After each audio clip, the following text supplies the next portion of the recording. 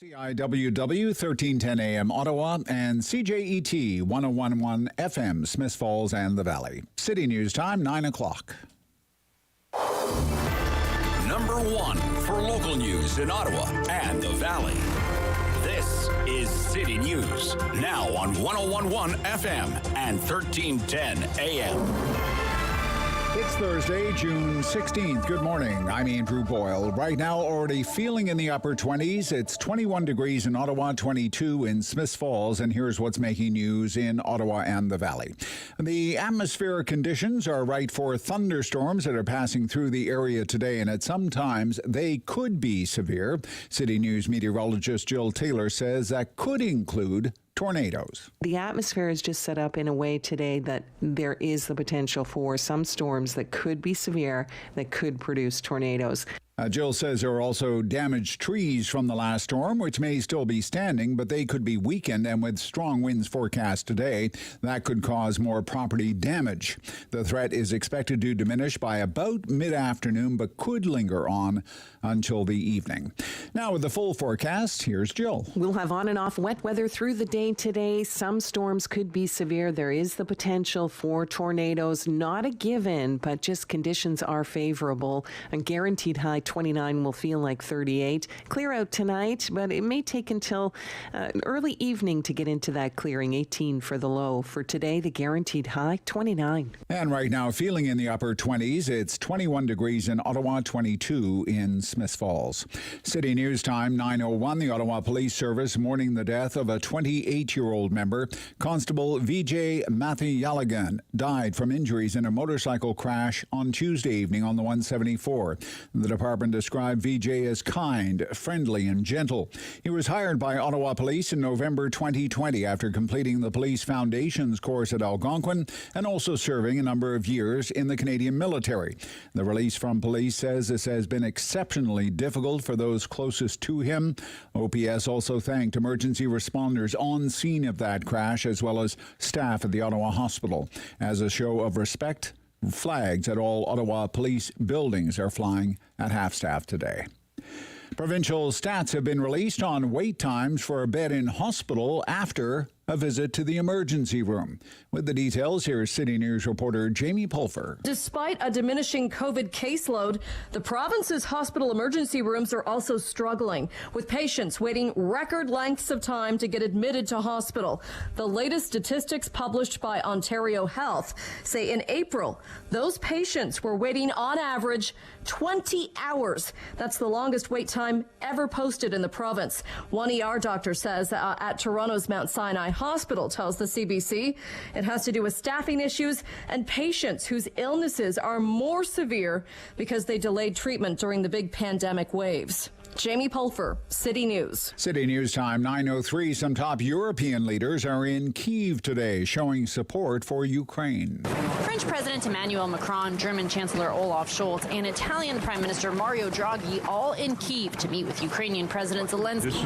Macron saying his message to the people of Ukraine is one of support and European unity. Ukraine, Georgia, and Moldova have all recently applied to join the European Union. And while in Moldova earlier this week, Macron voiced support for that country's bid. Inez de la Quatera, ABC News, at the Foreign Desk. And the federal government plans to introduce privacy legislation today, giving you more control over your personal data and introduce some new rules for the use of artificial intelligence. The bill being presented by the Innovation Minister aims to strengthen the privacy protections for consumers and provide clear rules for fair competition in the online marketplace. I'm Andrew Boyle for News Anytime. Follow up online at ottawa.citynews.ca.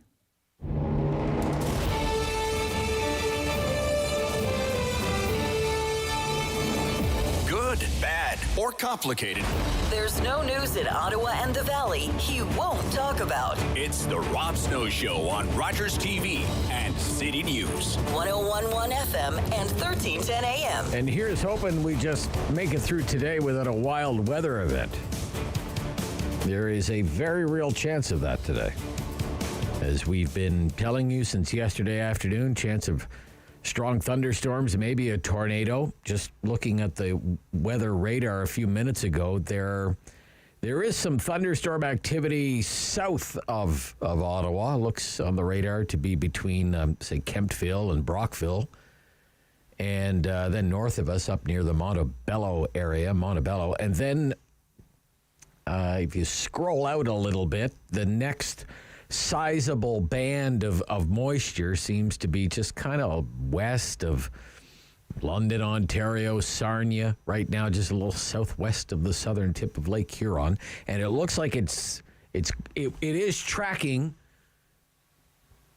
to eastern Ontario, but to the south of Ottawa, almost kind of closer to upper New York State. But who knows? I mean, a lot can change with the weather, right, in a very short period of time. So, look, if you ever see anything out there with extreme weather that you think we should know about, you can call me or, you can call Sam's show this afternoon. The call-in line here is 750-1310, 750-1310, 613-750-1310.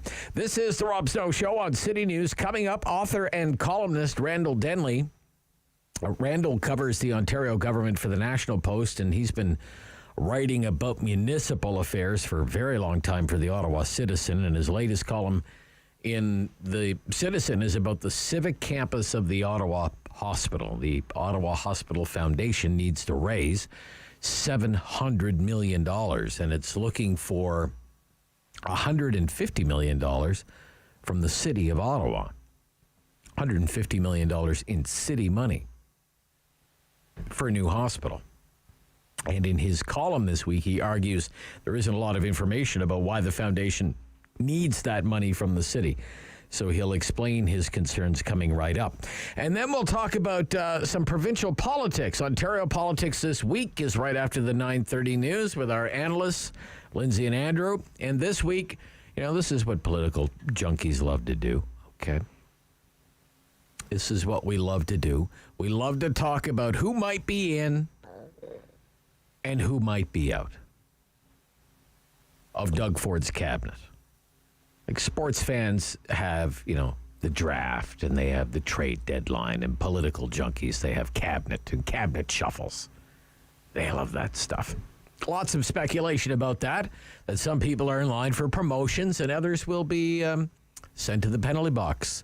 And someone who may be off to the penalty box, the speculation is Lisa MacLeod.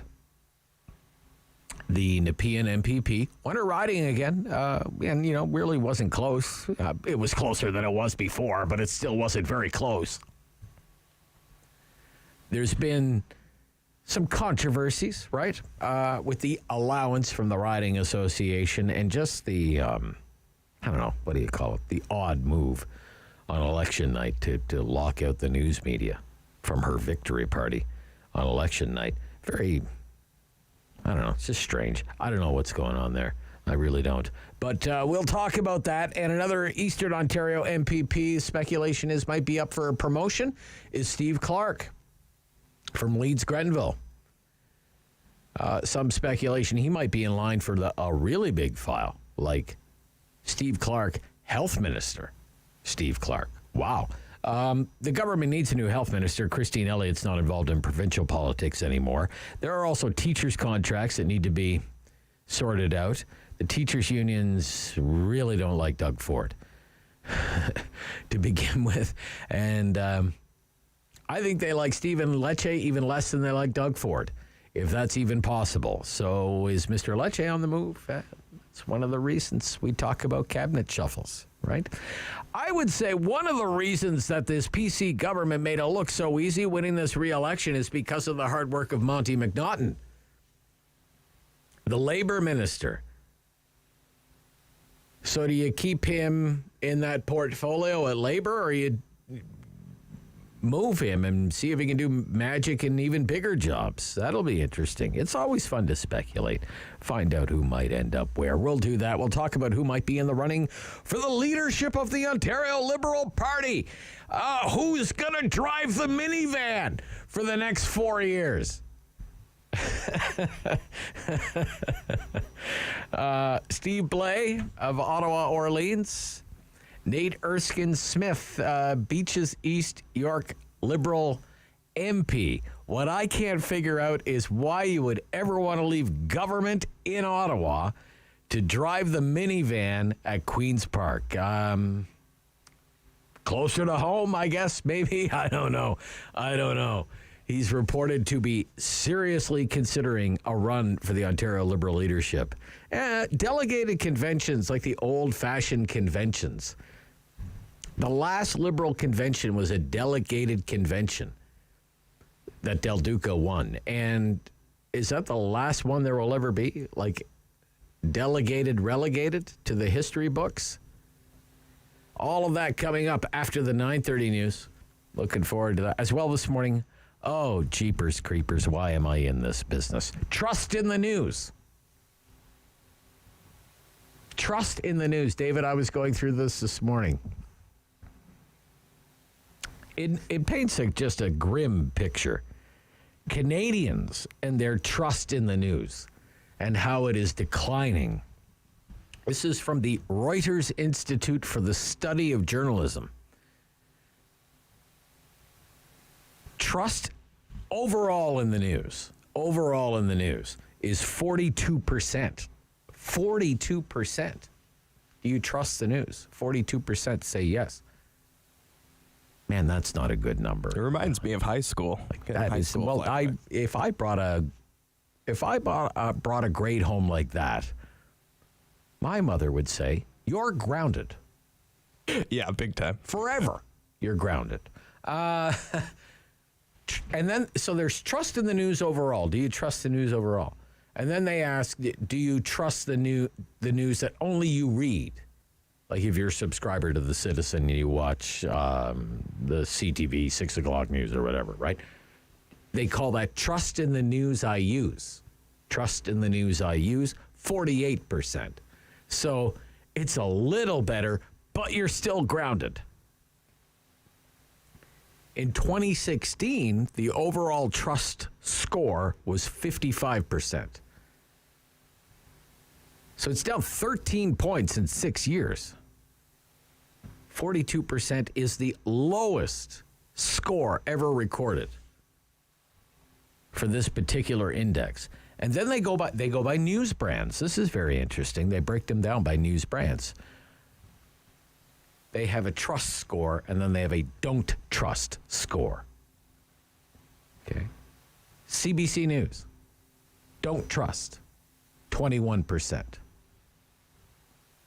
For City News, 19%.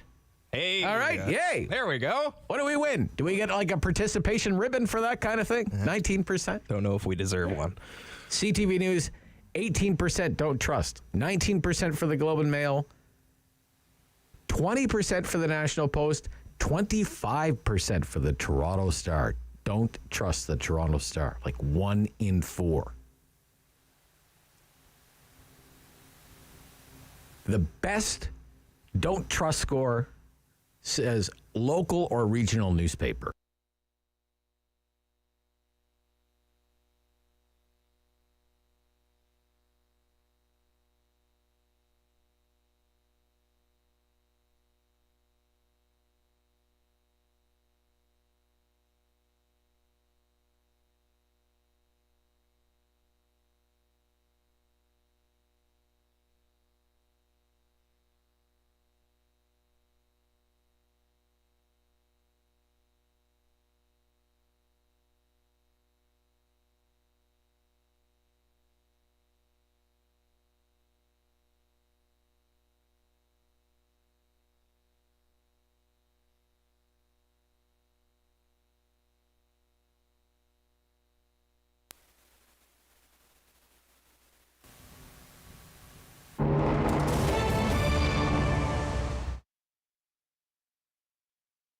To be honest, this is my job for more than 20 years now.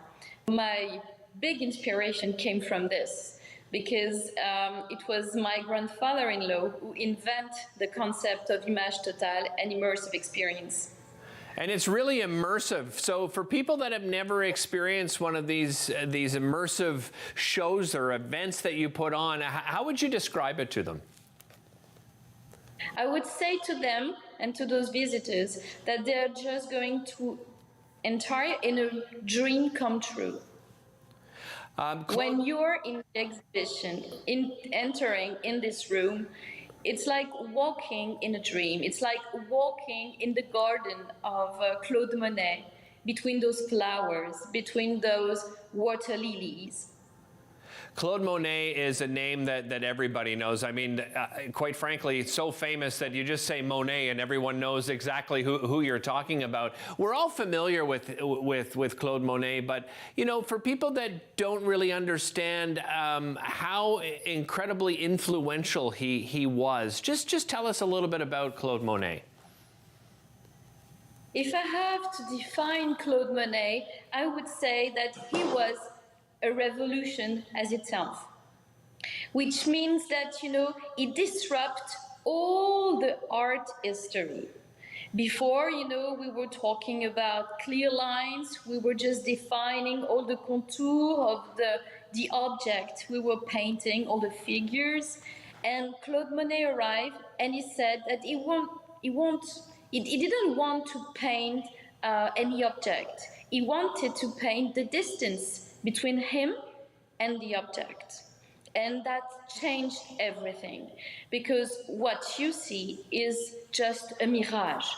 Right. How do you choose the pieces? I mean, he has so many, of course, famous pieces. Will there be pieces that you've kind of found that maybe even some of us aren't even familiar with?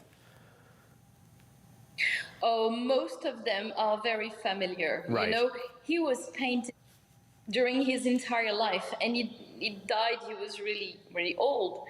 But we had to choose, because I was working about those choices with Androula Michael, who is one of the most important art historians of the 19th century. And I would say that we choose the most important one. You will see 200 wow. of paintings. I would say cut in 3,000 pieces in half an hour, and with a loop, you know. But I would say most of his art will be there.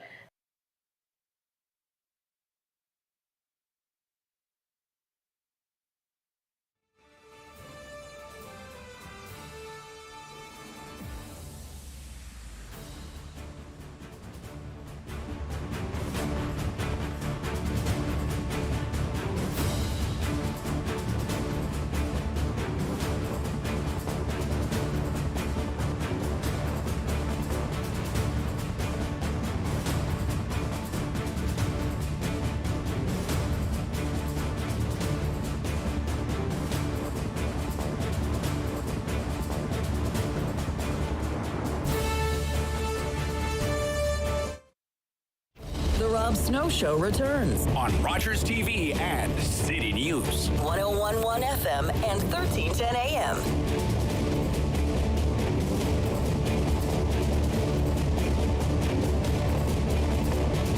Are we back?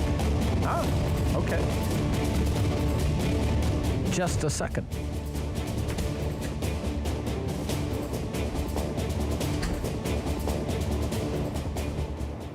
I'm not.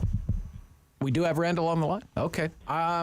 We were having, I don't know, we just got knocked off the air there. I'm not sure. Who knows? There's all kinds of wild and wacky weather all through the region. It could have something to do with that. I don't know, but I hope not. But nevertheless, let's get right to Randall Denley.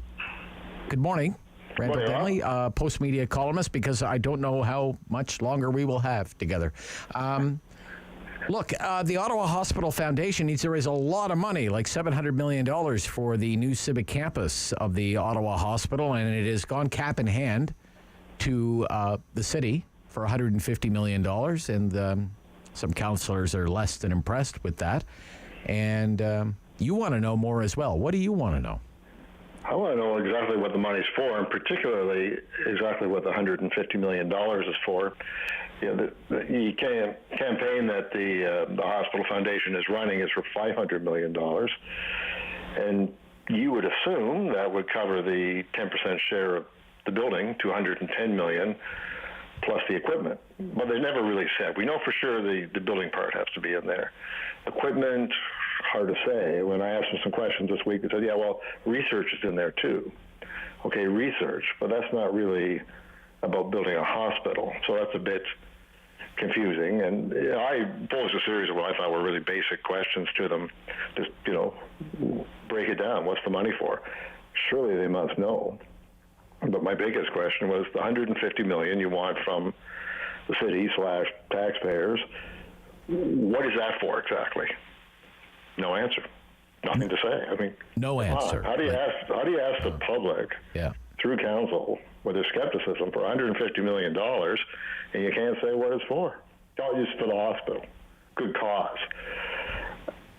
I mean, we need to be a little bit more specific than that, and the lack of specific answers leaves me with a feeling that, well, maybe there's a bunch of other stuff in this $700 million ask. Maybe they're padding it up with nice-to-have things. Who knows? Right. So what would you prefer to hear from the foundation then?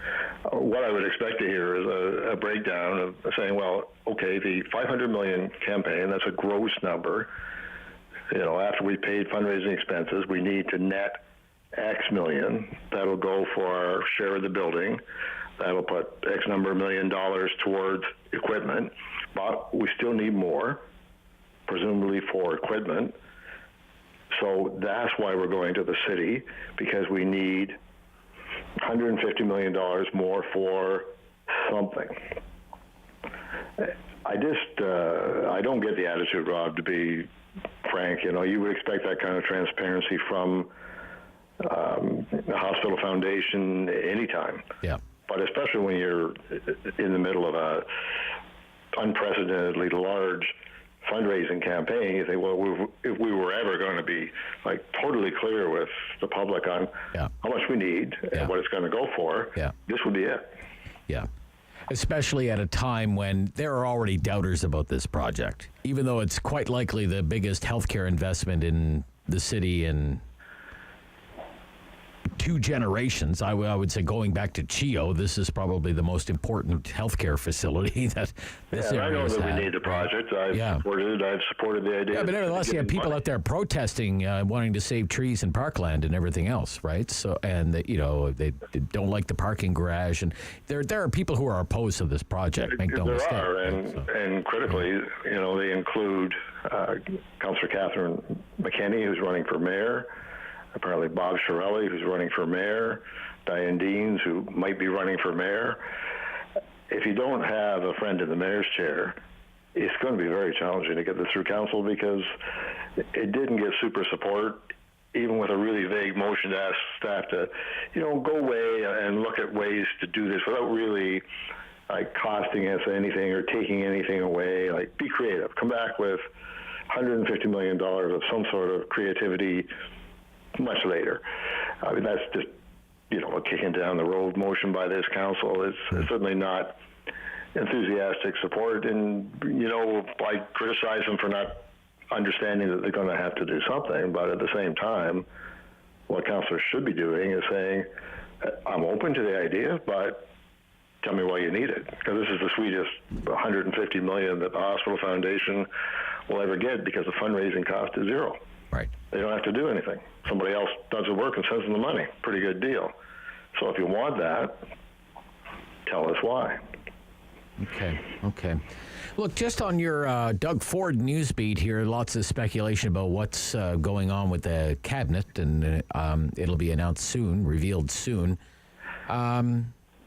Maybe your thoughts on some Eastern Ontario names here, what you think is going to happen to Lisa MacLeod, and what you think is going to happen to Steve Clark, for example. I think Steve Clark's fine. He's a very solid performer. He's well respected. He might get moved to a different ministry, but he's a guy who gets the job done in sort of a quiet, workmanlike fashion. I mean, he's from near Ottawa, actually in Ottawa, so he's certainly an Eastern Ontario rep. If Lisa MacLeod is not in cabinet, that leaves us pretty lightly represented, second biggest city in the province. We're going to have presumably Mary Fuller in cabinet, one representative. Right. I don't think that's proportionate to anything, really, but we got new people in Hamilton, we got new people in Windsor, we got new people in the North, so we got to appoint them. Now, probably they're going to make the cabinet bigger as second-term governments almost inevitably do. But it's a little hard to see looking around. If you were going to add somebody else from Ottawa, who would that be exactly? Lisa MacLeod has been a bit as controversial as you can be by saying and doing nothing recently, but I'm personally not terribly upset about her writing association supplementing her living accommodations in Toronto, but the Premier didn't like it, and he said there's going to be no more of it. So that's not good for her. But the odd thing, I thought, Rob, was not admitting the media to your victory party. Yeah, it's one thing to allow yourself to be gagged during the campaign, as virtually every Conservative candidate did, but campaign's over. We won. Everybody's happy. Let them in and I'll say some good stuff about the wonderful job we're going to do.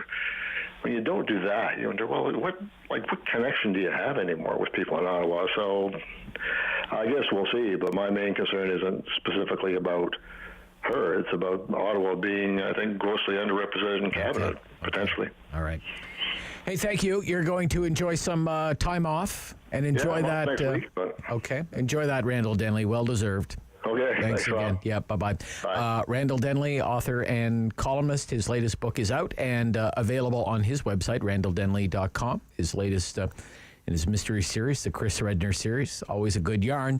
Look, coming up, by the way, on the Rob Snow Show, just want to finish off teeing up our lineup for the rest of the morning. Colette Bryn is a professor at Laval University. I was talking about the Trust in News report from the Reuters Institute. She co-authored the Canadian section of that report. It's a global news report that looks at trust in media all over the world, and she co-authored the Canadian section of that report. It's called the 2022 Digital News Report. So that's coming up as well. One of the candidates for the leadership of the Conservative Party of Canada is on our program this morning, Scott Aitchison, right after the 11 o'clock news. Not many people give him a shot at winning, but I think he's impressed a lot of people nonetheless. If this was a profile-building exercise for him, I would say mission accomplished.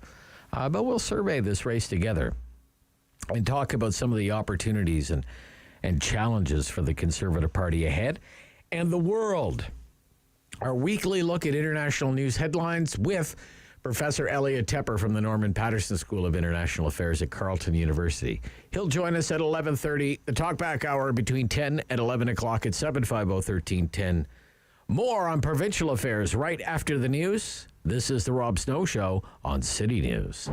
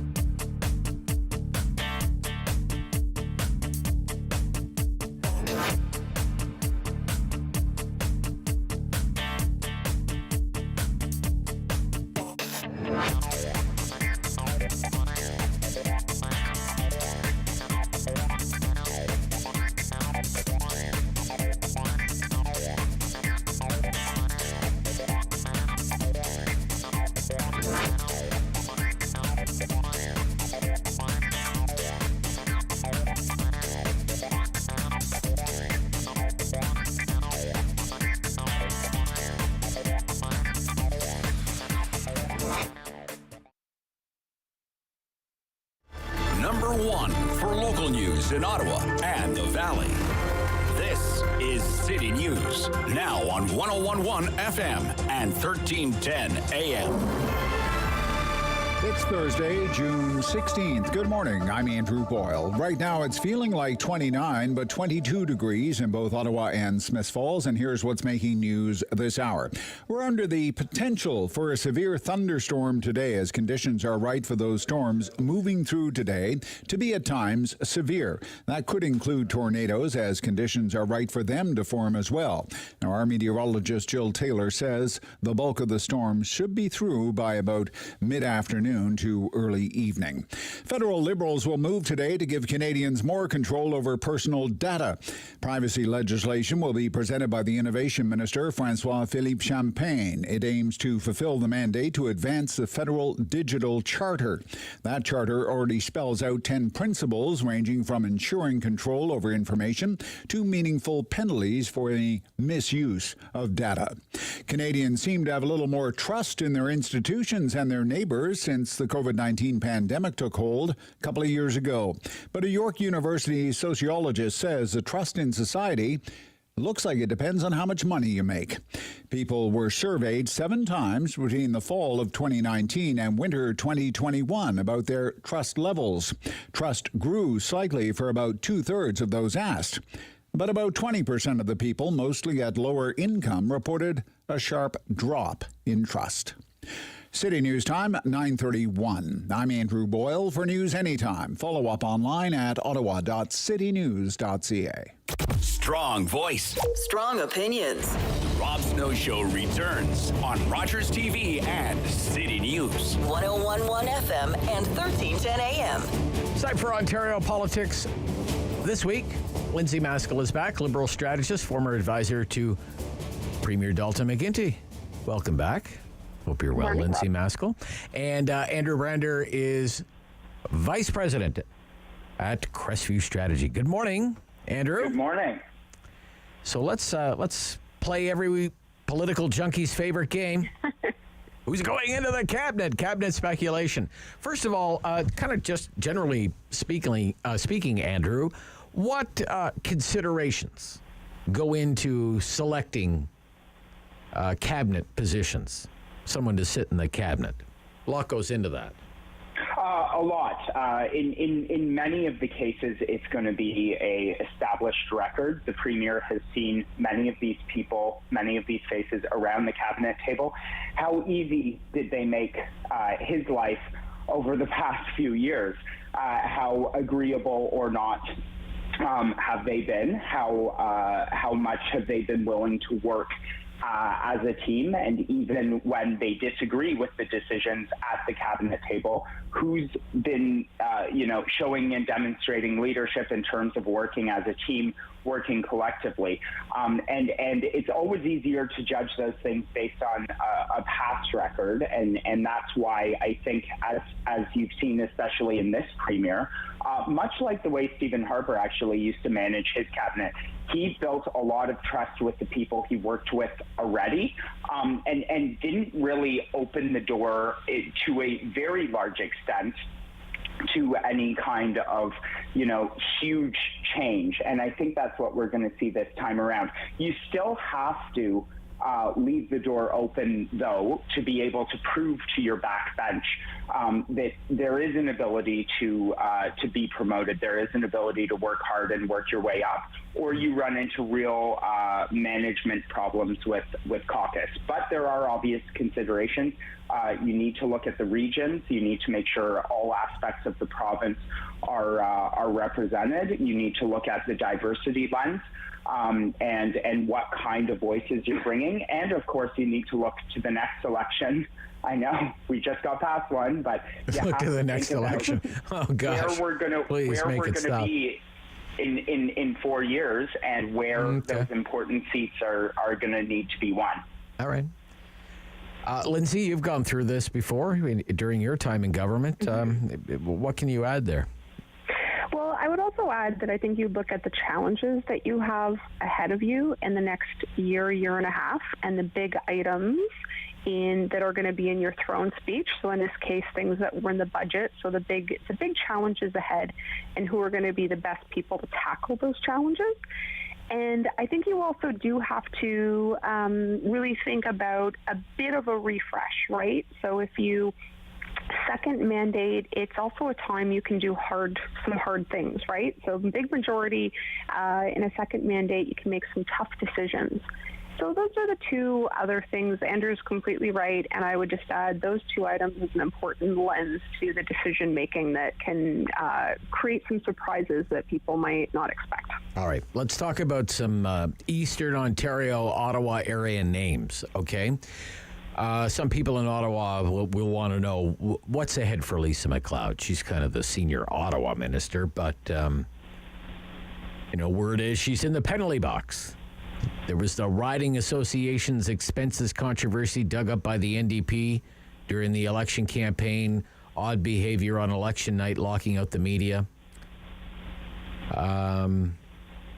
Weird. What do you think is going to happen to Lisa MacLeod? Andrew, what do you think is going to happen to Lisa MacLeod? Those poor media locked out on election night. Yeah, I know. Very sad. Look, I mean, I think that's a self-inflicted wound, though. Why?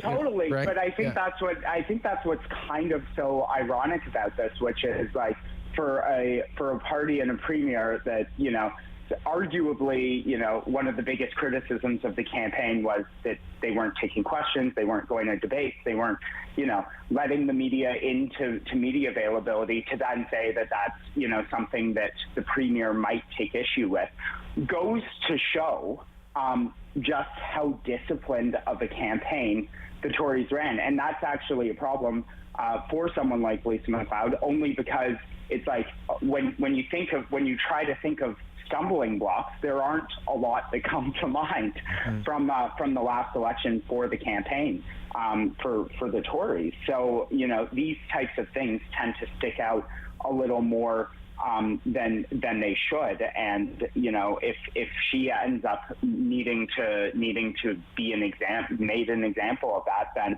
I think that's a little unfortunate and short-sighted, because she has been an effective communicator for the PCs, and she's been an effective voice in the region. But so have others. You look at someone like Steve Clark, who's been a trusted advisor for the premier. When the premier got rid of some of the same cohort of MPPs from that sort of era for some fresh blood, you think of the Laurie Scotts, the John Yakubuskis, the Jeff Urichs of the world. Steve stayed in. And clearly he's got the confidence of the premier. He's built a incredible relationship. Plus he had a hot file. Housing is a huge file. Totally, right? So, totally. Okay. And besides housing being issue number 1 or 2 in 4 years from now, he's also built exceptional relationships with local municipal leaders, which paid off in spades. Well, yeah, that's his background. He used to be a mayor. He used to be a mayor, right? So, exactly. Lindsay, come on, Lindsay. What's the scoop? What's the buzz? Fill us in. You would know if anybody would know. Lisa MacLeod. Well, what do you think is going to happen there? I would say that, when I think about the geography lens that the Ford government has used to cabinet, that isn't one of the top items that he looks at, right? Which could mean bad news for Ottawa. Okay. Much like, for example, think about the war and battleground in Peel region. Until the last cabinet shuffle, Ford didn't have a cabinet minister in Mississauga, and there's 5, kind of almost 6 seats there with Mississauga Moulton. So that is a big area to not have.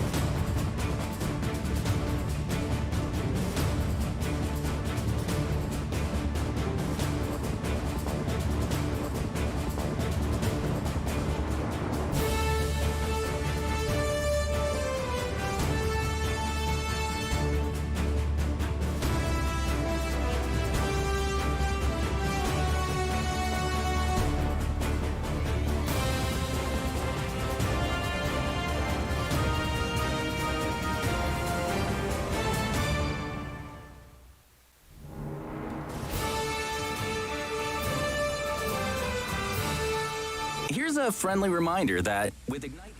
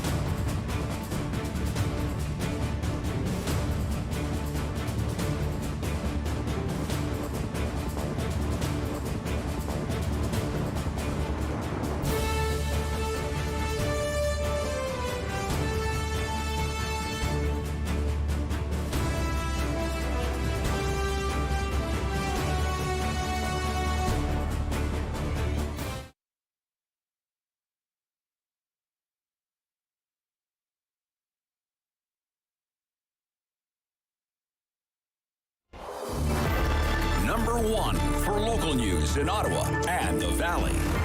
This is City News, now on 101.1 FM and 1310 AM. It's Thursday, June 16th. Good morning. I'm Andrew Boyle. Right now in Ottawa and in Smiths Falls, 22 degrees, feeling closer to 30. And here's what's making news in Ottawa and the Valley. We are experiencing technical difficulties this morning at City News. Now, our engineering team is working on it. The Rob Snow Show will continue after this newscast with the Talkback Hour. Weather is a lead story today, though. Possible severe thunderstorms rolling through the region today. Now, City News meteorologist Jill Taylor says atmospheric conditions are right for some extreme weather to roll through. And Jill says those who may have weakened trees on their property, for example, from the last storm, will certainly have to pay heed.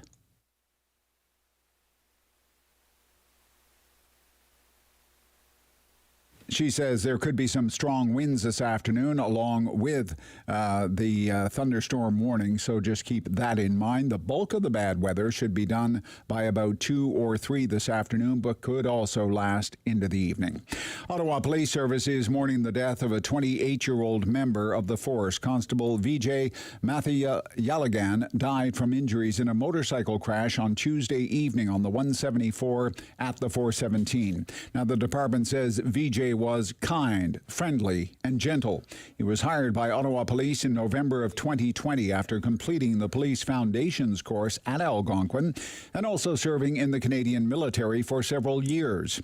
Release from police says this has been an exceptionally difficult time for those closest to him. OPS also thanking emergency responders on the scene of the crash, as well as the staff at Ottawa Hospital.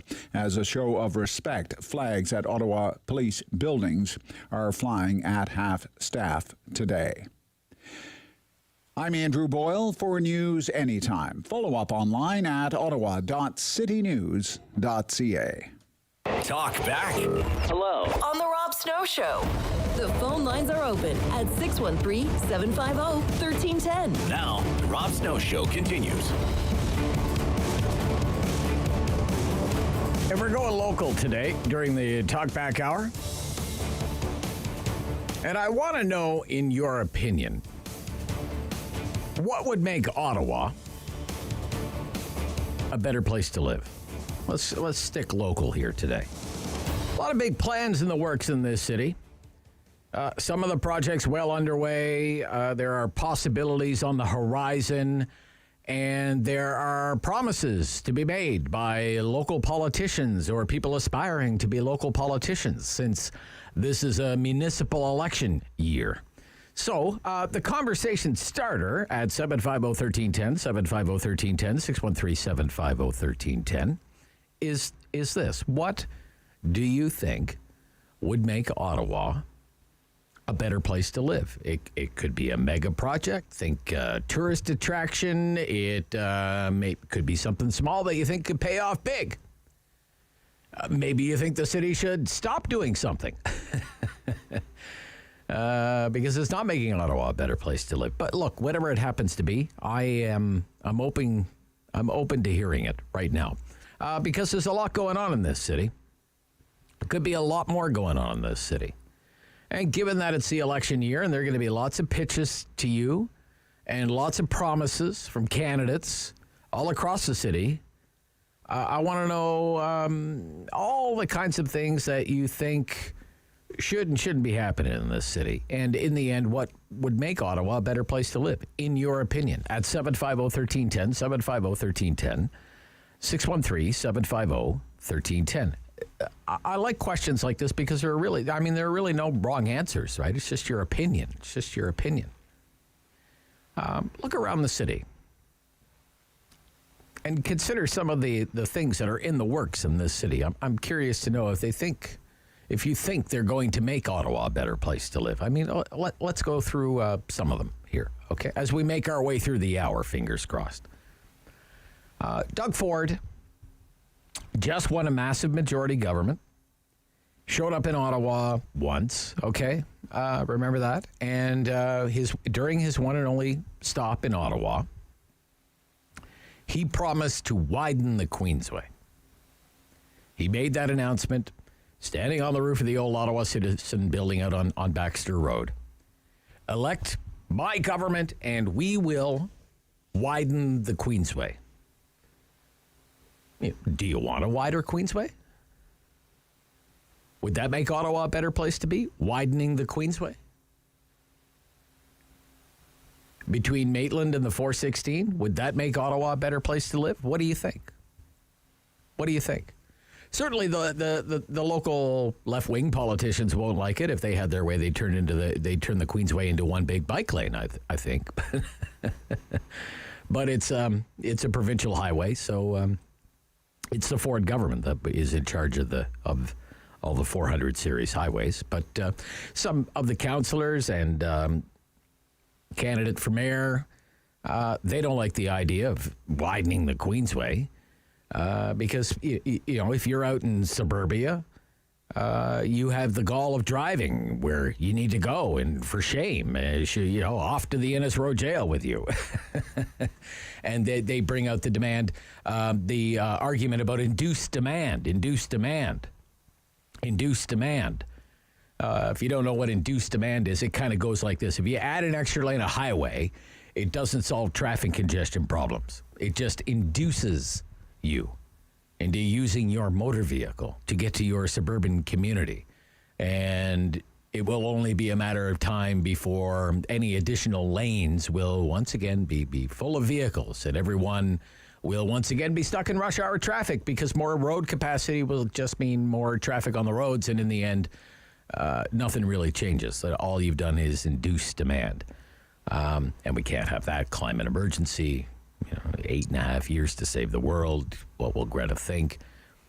There are others, like Professor Ian Lee, for example, made this argument a few weeks ago here on the Rob Snow Show, that widening the Queensway is not inducing demand, that it's actually catching up with pent-up demand, long overdue highway infrastructure for, say, suburban taxpayers. You're not inducing demand, you're just catching up with demand. But that's one thing. That's one thing. And that, there are many others, like LRT from beginning to end. Specifically, I'd like to talk about phase 3 of LRT. We're going to have a new library in the city. $193 million new library. Is that going to make Ottawa a better place to live? The civic campus of the Ottawa Hospital. Even though a lot of people think it's going in the wrong place, is it still going to make Ottawa a better place to live? Think about an arena for the Ottawa Senators at LeBreton Flats, for example. What about this plan for Lansdowne 2.0 that moves so lightning fast through City Council? Would that make Ottawa a better place to live? What about closing off Wellington Street? No more vehicle traffic on Wellington Street. E-scooters, bike lanes, roundabouts. Aquarium. Who doesn't want an aquarium? Always a popular choice. I'm just kind of spitballing here. How about bringing back weekly garbage collection? I remember Clive Doucette actually pitched that in the last election that he ran. Right? Let's pick up the garbage once a week. Raccoons. Too many raccoons. Let's ignite the flame on an incinerator. Whatever it is, I want to hear your idea. Now, as you know, we've had some kind of computer problem here this morning, so I can't see who the callers are. So who's on line 1? We have callers? Yes, we do. Brendan and Blackburn Hamlet. Okay. Brendan, you're on City News, Talkback Hour, Rob Snow Show. Hi, how are you? Oh, fine. I'm concerned about inflation and how it's going to affect grandkids and for generations to come. Sure. Okay. And regarding local tourism preparation, the USA wants the citizens to stay at home and spend their money in their own communities rather than come to Canada. Right. Okay. And then there are the environmental concerns. Well, I say close Wellington Street. Close Wellington Street. Okay. And Sparks. Okay, Sparks. Well, there's no vehicle traffic allowed on Sparks as it is, right? Yeah. So, that's right. Yeah. But they want to make it a federal law, though. And, well, they want the federal government to take over Wellington Street and Sparks Street. It'll be interesting to hear Chrystia Freeland's offer of towards her inflation rate there. I don't think it's going to meet up with any expectations at all, and they hardly keep their promises. Okay. All right, Brendan. Thank you. Thank you for calling. Okay. And David, who do we have up next at 7-5? Who? Sorry? Brian? Brian in Ottawa? Okay, Brian in Ottawa, you're on City News. Brian. Hey, Rob. Yeah, hi, Brian. Well, I hate to say that I agree with Clive Bissep over anything, but 3 cheers for weekly garbage pickup. Weekly garbage pickup. Okay, all right. And do a better job with clearing the snow. Okay, all right. Okay. Now, and I can speak to that because we moved out of Orleans 2 years ago, and we now live in a wonderful little town called Bourget, where they clean the snow off my streets rather well. That's and good. they pick up my garbage every 2 weeks. Or sorry, every week. Every week? Wow. Every week. Holy cow. Yep. It's like the lap of luxury. Oh, the lap of luxury. And we also have a local dump, and they give us 300 pounds or 350 pounds free a year. Wow. Okay. All right. So, okay. Ottawa no could tipping learn a lot. with no tipping fee. No tipping fee. No tipping fee. No. Wow. Just show up. Oh, and our dangerous goods, just show up with them. There's no specific day. Okay. Okay. All right. Okay. And I bet your taxes are probably a little bit lower out there than they would be in the city. Yeah, they are a little bit, but not a great deal, actually. Not a great deal. Okay. All right. Okay. Clarence Rockland, it's fairly high. Oh, Clarence Rockland. Okay. All right. Okay. Thank you, Brian. Thank you. Okay. Well, David, why don't you just announce who's coming on the air? Sure, I'll play announcer. It's going to be Connor in Orleans on line 3. Connor in Orleans. Okay. Hi, Connor. Here I am, line 3. If there's no one behind me, I would love to spend the next 45 minutes talking about all the ways to improve Ottawa with you, Rob. I'm 32 years old. I've lived here almost all my life, and there's a few things. I'll try to keep it quick. Sure. I live in Orleans, and anyone who's going from Orleans to Ottawa South, it is a major pain in the butt doing it on public transportation.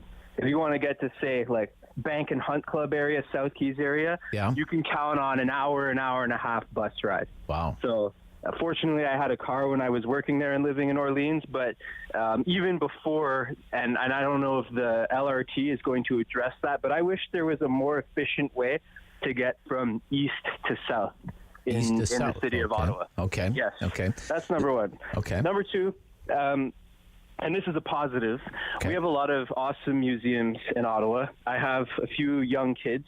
I'm on vacation right now.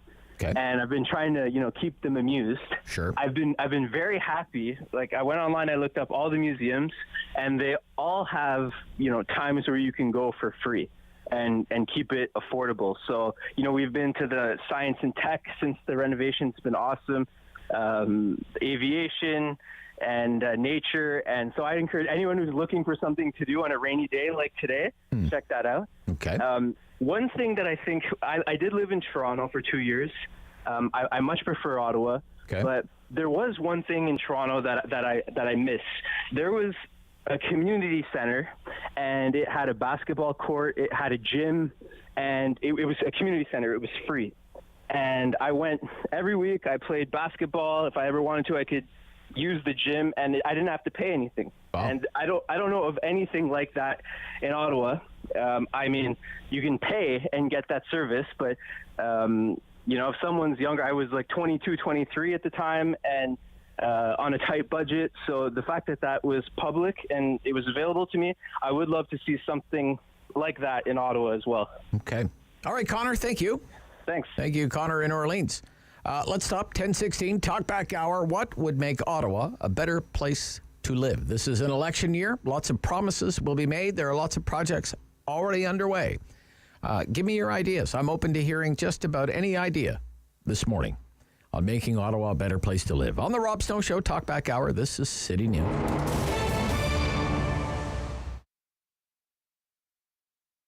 That same old train that brought me here's gonna carry me away again.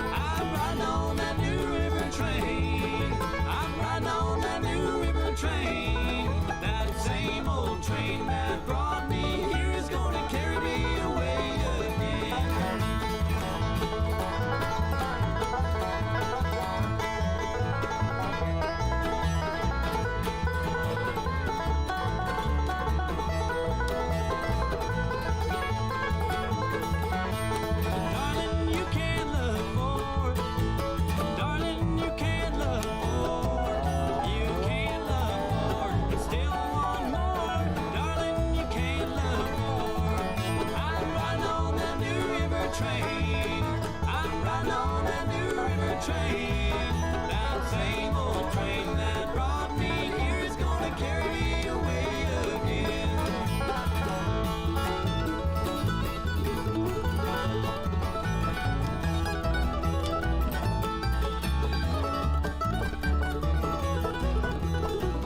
Snow Show. Have your say and call now. 613-750-1310. What would make Ottawa a better place to live? There's a lot of things happening in this city and a lot of plans in the works, but I want to know what you think would make Ottawa a better place to live, and I'm open to any ideas, great or small, at 750-1310, 750-1310. 613-750-1310. This is a municipal election year, after all, so many promises will be made. What do you want to take, David? Line 1 or line 4 here? Line 1 or line 4? Line 4. Tom, you're on City News. Tom. Hey, Rob. Good morning. Hi, How are Tom. you guys doing today? We're okay, Tom. Yeah, thank you. Right. One of the best things you can possibly think of that frustrates, I think, everyone involved is our cacophony of agencies you have to deal with to get large projects done. Okay. I mean, you've got the NCC, City of Ottawa, Gatineau, Ontario, Quebec, the federal government. If you want to get a big project done, like a regional rail or a big road or something like that, you have to deal with so many agencies, and that takes such a ridiculous amount of time to do that. If it's not impossible, and people give up. We have so many great projects proposed. Why do things have to take 3 years just to have an environmental review or a building permit 3 to 4 years? I had a coworker try to start his own business and build their own factory from scratch. Not a factory, but a small building. 4-year process. Wow. This does not allow for growth. Someone wants to renovate their home, 1.5 to 2 years in permit review. That does not promote growth. It's so frustrating to take so long. In our area, would be so much better off because these projects would happen. All these good things people want, they'd happen if they happened in a reasonable amount of time instead of, that's going to take 10 years because we have to deal with the NCC. Or that's never going to happen because we have to deal with this agency or that agency. Right. Things need to happen. So red tape, Tom. I have to do something about the bureaucratic red tape. And they have it in the U.S. I'm also an American. Many cities that border other states have what's called port authorities or multi-jurisdictional agencies that have authority to do things across things, like in New York and New Jersey. Right. Okay. It's operated by a group. Yeah. These things can happen. Someone just needs to do it. Okay. Well, then you're kind. I think what you're kind of advocating for is a national capital district. Like a district government, like D.C. Well, instead of having the municipality of Ottawa, the municipality of Gatineau, the provincial government here and over there, and we have basically a federal district, and we elect like a district council or something. Well, there's certainly benefits to that, but also certainly downsides too that people would push up against. But still, there's got to be something somebody can do or people can do in order to make things happen faster. Make things happen faster. Okay. All right. Good suggestion, Tom. Thank you. Yeah, 750-1310, 750-1310, Rob Snow Show, City News. Nothing earth-shattering for the Talkback Hour today. Just booting some issues around, ideas to make Ottawa a better place. Steve in Westboro, you're on City News. Good morning, Steve. Good morning. How are you? I'm good, Steve. How are you? I think we should have, I've lived in Vancouver, Toronto, Montreal, a planetarium. A planetarium, okay. At Le Breton Flats. At Le Breton Flats, okay. Yeah, I think it'd be great because there's a lot of room there. Yeah. And planetariums are very big, right? They're really neat. Okay. And what do you do when you go to a planetarium, Steve? What happens when you go to the planetarium? Oh man, they show you space. Space, okay. And it's round. It's in quadraphonic sound. Everyone's different, right? Right. The one in Montreal is big. The one in Toronto, right beside near the Raw Museum. Okay. It's in there, and the one in Vancouver is beautiful. Planetarium. And it's really neat when you go in there. It's a very, very. It's better than the IMAX, I find. Oh, really? Better than IMAX. Okay. All right. But All right. really, Planetarium. it's round and it's really neat, and you go and they go in outer space. Yeah. And all kinds of great stuff, right? Yeah, that sounds cool. Yep. Yep. Yeah, and your seat goes back. Yeah. So you're like. So you're thinking like an attraction, like a planetarium. Yeah. You know what used to be? Beautiful thing. Yeah. You know what used to be very popular is I would do shows like this asking people, and they wanted an aquarium. That's right. You can do that too. You could put an aquarium there and a planetarium. A planetarium and an aquarium. I kind of thought that was kind of a silly idea until I went. There's an aquarium in Toronto run by Ripley's right next to the CN Tower, and it's very cool. Yeah, it's very cool. I've been there. The one in Vancouver and the one in Victoria. Right. Beautiful aquariums. Yeah, amazing. Yeah, quite amazing. All right, Steve. A planetarium, Steve says. Let's gaze at the stars. 10:25. Adam is up next. Rob Snow Show, City News, Talkback Hour. You're on the air. Adam, good morning. Hey, good morning. Hi. What would make Ottawa a better place? I know this is going to sound crazy, but I think it shut down Parliament, turned it into a museum. Turn Parliament into a museum, okay. Build like a state-of-the-art green facility somewhere not so inconveniently placed in the city. That has been my idea for a while. I know it sounds crazy, but that's always been. I think we could get better work done out of a better facility, something that's not always under construction, doesn't need such high maintenance. Right. Okay. It was just an idea. Well, that's a pretty crazy idea, Adam. You know what I'm saying? Imagine Ottawa without the Parliament buildings, Adam. No, not without them. Just a museum, you know? Make it a museum. Okay, right. Turn it into something making money instead of just throwing money at something that's not fixing a problem. Whether it's an old building or a new building, it's still the government. I get it. But that is kind of a crazy idea. That is, I never even gave that even a second thought. And let me tell you, we are sparing no expense on renovating those Parliament buildings. Exactly. We could spend half of it and give them something twice as good that uses half as much energy.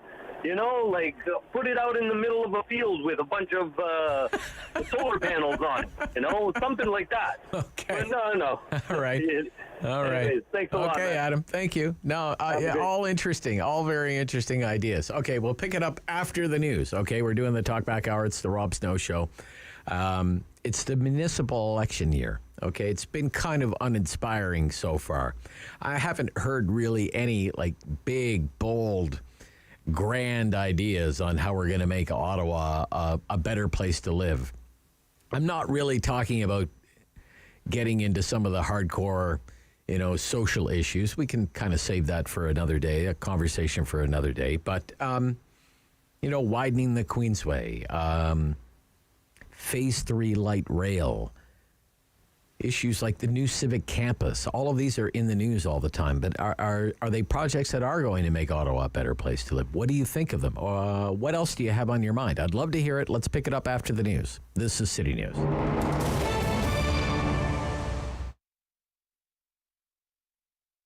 Being a crossing guard works great as part of my schedule as a high school student because I still have time to do my tests and assignments while earning a little bit of cash on the side. Working as a crossing guard fits into my current lifestyle because it gives me a lot of time during the day to pursue hobbies that I'm very interested in. A friend of mine introduced me to this job. I didn't know it was actually a paid job. I always start my day. It's a very little, I guess, few months baby, and she always comes with her dad on her pram, and the smile she has, oh my God. Well, I think the OSC is a very good employer. They show quite clearly that they care about you. They're very polite. They really make you feel like you're part of a family. It's fun. I really enjoy it. Gets us out of the house, too. Yeah.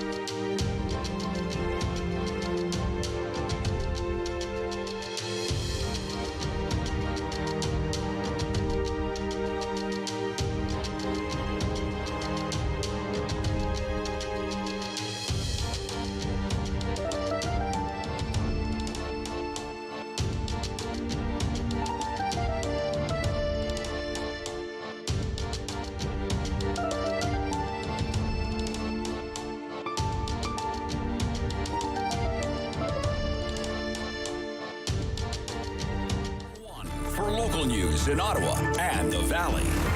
This is City News, now on 101.1 FM and 1310 AM. It's Thursday, June 16th. Good morning. I am Damilola Unine. Right now in Ottawa, it is 26 degrees. In Smiths Falls, it is 25. And here's what's making news this hour. An off-duty police officer has been identified as the victim of a motorcycle crash on the 174 earlier in the week. The incident happened on Tuesday evening on the eastbound ramp from the 417 to the 174. Ottawa police confirming that the officer was 28-year-old Vijay Mathi Yalahan.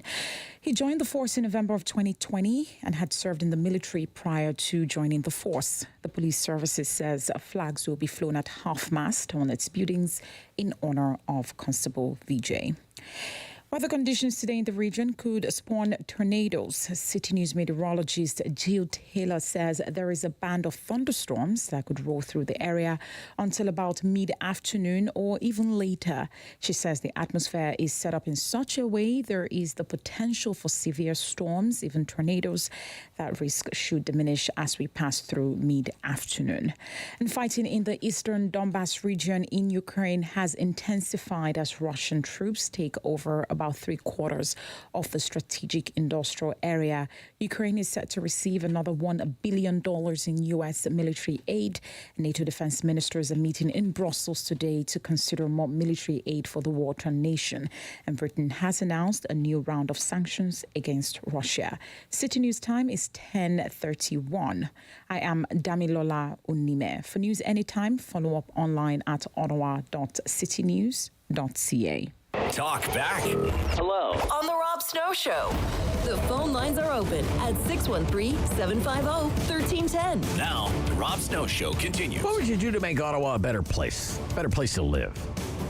I'm talking about, promises, big projects, small projects. Doug Ford comes to town, says, I'm going to widen the Queensway. We have plans for Phase 3 LRT. We have Lansdowne 2.0. Phase 3 LRT, Lansdowne 2.0, new library, new central library. Some doubters on that. Senators on LeBreton Flats, new civic campus, Ottawa Hospital, closing off Wellington Street to vehicle traffic, just things like that. Let's just kick these issues around. It's an election year. People will be promising you the moon, the stars, and the Milky Way if you vote for them. Paul in Ottawa. Hi, Paul. Hi. Hi, Paul. Lived in Ottawa most of my life, grew up here, and I'm concerned about the future of the city, really concerned. And, when I'm looking at my long-term plans financially, I'm beginning to get this creep into my thoughts, like, what will this city be like a few years down the road, 10 years down the road? Because what I'm concerned about is the amount of money we're spending, and we're just out of control. So when you ask how to make the city better, I think we need to start managing our budget better, and we need to start managing our projects better, because it seems the money's flying out the door, and every project is just disastrous or isn't what we're supposed to be getting. That's my biggest concern. Yeah. Like Nancy Scheppers appears at the LRT inquiry and says, like, this $2.1 billion figure, she didn't even, for light rail phase 1, she didn't even consider it to be a budget at the time. She called it like a Class D estimate, which meant it could go either way by $500 million. Yeah, by 25%. Yeah, I know. And I have a feeling that the current council, and I'll point it very much at Mr. Watson. Okay. He doesn't care about money. This is a guy that says, we're not in debt. If you ask him if the city of Ottawa is running deficits and debts, he'll tell you no, because we have, accounted we can finance them. And, that type of nonsense is just crazy. Okay. It really makes me worry about our city in the future. So for the municipality, you want more fiscal discipline then? Okay. Well, and also more bang for our buck. And more bang for the buck. It just seems we're getting ripped off on every deal. Like, whether it's Lansdowne, LRT, whatever it is, when the taxpayer's at the table when it comes time to pay for it, but that's the only time we're at the table. The rest of the time, we're not there, and they're spending our money. And I think that's our biggest challenge as a city. All right, Paul. Great call. Thank you. Thank you, Paul. What would make Ottawa a better place? What would make Ottawa a better place? Paul says more fiscal discipline by the municipality. Better bang for the buck. Corey in Ottawa, you're on City News. Corey, good morning. Hey, how are you? Good morning. I'm good, Corey. Thank you. What would make Ottawa a better place, Corey? Well, I've got two small issues. I've only lived here for 3 years, and I love Ottawa. Don't get me wrong. Cool. But I tell you, my wife and I'm 33, she's 32. Yep. And we cannot afford a house here. No. And I just don't understand it. You know, we work our butts off. We save a ton. Like, we've got savings. We got great credit. Yeah. But it's like, do we just put it all in one basket and hope nothing happens? Right. And it's so difficult. Very difficult. Now, just on a small note of things, I really hope Ottawa, Ontario as a whole, just gets rid of tipping altogether. Gets rid of tipping. Okay. Yeah, like just going out to get something. You go to Subway, it's an 18% tip they ask for. That's like, what's going on? Oh, really? At Subway? Okay. Oh, yeah. Oh, I didn't know that. It's crazy. Yeah. So, you know, I just feel like like my generation, you're thinking ahead, you want a home, you want a piece of land. It's so and a Subway difficult. sandwich, right? Or Subway, yeah, you know. And I tell you, like, we go to the bank, you know, and we know what our budget is, and they say, well, no, you got to keep paying $2,000 a month on rent. Well, if we can afford that for the past 8 years, why can't we afford a mortgage?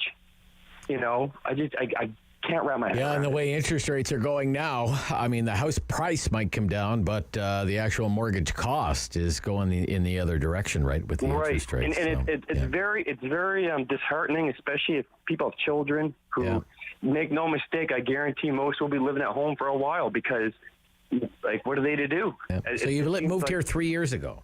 Yeah, 3 years ago. From where? Saskatchewan. From Saskatchewan. Okay. Yeah. Okay. Yeah. And, for work, Corey? For work opportunities? Yeah. The wife and I are in the casino business, and we transferred casinos, and the work is great here. Don't get me wrong. Okay. And we saved money, came over here thinking about buying a home, and we just kind of hit a wall. And it's really, and people will agree. This is an expensive state to live in. It is expensive. Yeah. But it just seems you feel like you're priced out. Yeah. See, I've put this to people. I put this to councilors. I put it to the mayor. You know, are you worried that it's going to become kind of fat cat city? You have to be rich to live in Ottawa. Oh, absolutely. And it just seems like the bills just keep going up. Like, your spending habits are the same, but everything gets more expensive. But my wage doesn't change. Right. You know what I mean? Okay. So it's a real difficult. All right. Make housing more affordable. That would be your number one thing. Oh, right? man. And just for people, you know, they go by your credit. And sometimes it doesn't work, because there's some people out there who have a lot of money, who may not have the best credit. And I wish there was a different system out there just for people looking to buy their first home, you know?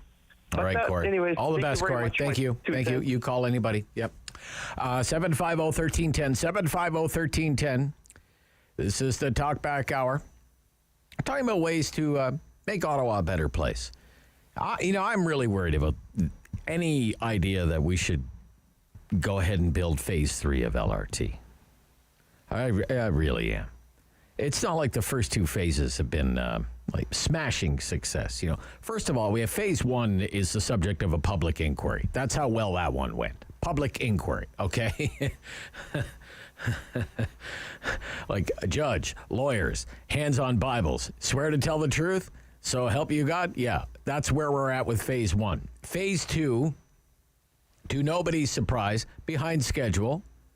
And look, can I be honest with you? Let me ask you this. Let me ask you this, David. What do you suppose it's costing to build that phase 2 of light rail right now? 25% more, maybe 30% more. Biggest infrastructure project in the city's history. Okay? That this city council approved that in 12 days. 12 days, that's right, yeah. Now, the mayor and the council, they say, we have a fixed price contract. But do you suppose it's costing those companies right now the same that they thought it was going to cost when they started building us for that fixed price? Yeah, steel is not a fixed price. Right? Lumber is not a fixed price. With 7% inflation. And all kinds of supply shortages and labor shortages. Do you really think they're going to come in at that price at $4.6 billion? And if they are, how are they going to do that? How on earth are they going to do that? By installing switches that freeze in the winter? Gosh, LRT, when you think of all the money and all the time from start to finish, and look, and Watson is on the way out, okay? Watson is my third light rail mayor, for crying out loud. I'm talking light rail, north-south light rail, to canceled north-south light rail, to pressing reset buttons, to tunnels under the downtown core, to sinkholes that swallow up vans. The whole thing. And now add another $3.5 billion to get from Baseline Station to Barrhaven Town Center. $3.5 billion in 2022 dollars. No firm commitment from upper levels of government. City says it's not going to put any money in. Is all of this, think about this, is all of this really going to be worth it and make Ottawa a better place to live? By the time it's all said and done, $2.1 billion for the first phase, $4.6 billion for phase 2, $3.5 billion to go to Barrhaven Town Center, $10.2 billion for light rail transit in a city of 1 million people. And ridership is not even 40% of what it was, pre-pandemic levels, 38%. $10.2 billion. It's LRT that, it will go to Canada, it'll go to Orleans, it'll go to Barrhaven, it'll go to the fast-growing community south of the airport. So is that worth it to spend all that money? 10 million million? 10 million million? I don't know. I wonder, the way technology can go in leaps and bounds, it might be obsolete by the time it's finished. Robo-taxis. They're building robo-taxis. There are robo-taxis on the streets of some California cities right now. The all-electric autonomous vehicle. Hey, Siri, take me to school. Hey, Siri, take me to work. Hey, Siri, take me to the mall. The robot car shows up. Why would I take a milk run like LRT? Why would I do that? If the robot is going to come and get me. I don't know. June in Ottawa, you're on City News. June? Yes, good morning. Hi, June. Good morning, Rob. I just tuned into your discussion a few minutes ago. Yeah. There's different things, I guess, one could suggest making Ottawa a better place and so forth. But, it's nice. Some people want to have they're working hard to get a home, and it's just impossible. Some of your listeners are phoning in and saying about, it's so hard to save for a home and all this stuff. Yeah. The thing is, once they had the home, circumstances forced them to move to another city, another whatever. Maybe one has to think, once I have that home, what about maybe the pain to get rid of the house or the condo? What about all the trouble and all the headache I have, my wife and I, my husband and I would have, my partner and I would have to get rid of to sell that place? Right. Think of the other end of the coin. Okay. Nice to get it, but the other end is, well, you know what I'm saying, Rob. Yeah. Okay. All the troubles to keep it and maintain it and everything else. Is it really worth it? Right? If you're not prepared to look, it's like looking after a child in a way. You have to be prepared to give the time and talent to look after that. Yes. Property. Yes. Have a nice day, Rob. Okay. Thank you, Joan. Thank you for your call, Joan. Thank you. Albert in Ottawa. Hi, Albert. Good morning, Rob. What could make Ottawa a better place, do you think? Well, first off, Ottawa's been my home my whole life. Okay. I think we got one of the prettiest cities in all of Canada. It's a great town. And I think what we're missing in Ottawa right now is a ring road. Now, in 2017, I wrote to city engineers about Hunt Club. And I said to them, if you take a look at these left turning lanes all the way down the Hunt Club, with the exception of Prince of Wales, that has 2 left turning lanes there, because it has the room there to have 2 left turning lanes. Not only that, it's long. So a lot of cars can get into those turning lanes and turn left and get through and keep the flow of traffic on Hunt Club flowing. So I suggested to them to widen the left turning lanes all the way down Hunt Club on the median, because the medians have room to extend the left. They wrote me back and they said that was in the plans. It was an idea that they were working on. It was going to be completed by 2019. And here today, 2022, not one of those left turning lanes up and down Hunt Club has been extended or widened. The thing is, though, Albert, I know you're thinking too old school. Like, is Hunt Club now doesn't ring the city anymore. Like, you think how far south this city goes now. Okay. You know what I mean? Like, is that really qualify as a ring road anymore? I've been thinking about this. You know, when I drive to the East Coast, for example, to go see my family, they have a toll express highway that completely rings around Montreal now. You don't really have to go anywhere near Montreal. Totally bypass Montreal. I think it's the A30, and you pay a little toll. That's kind of the idea behind a ring road. You don't come anywhere near the city.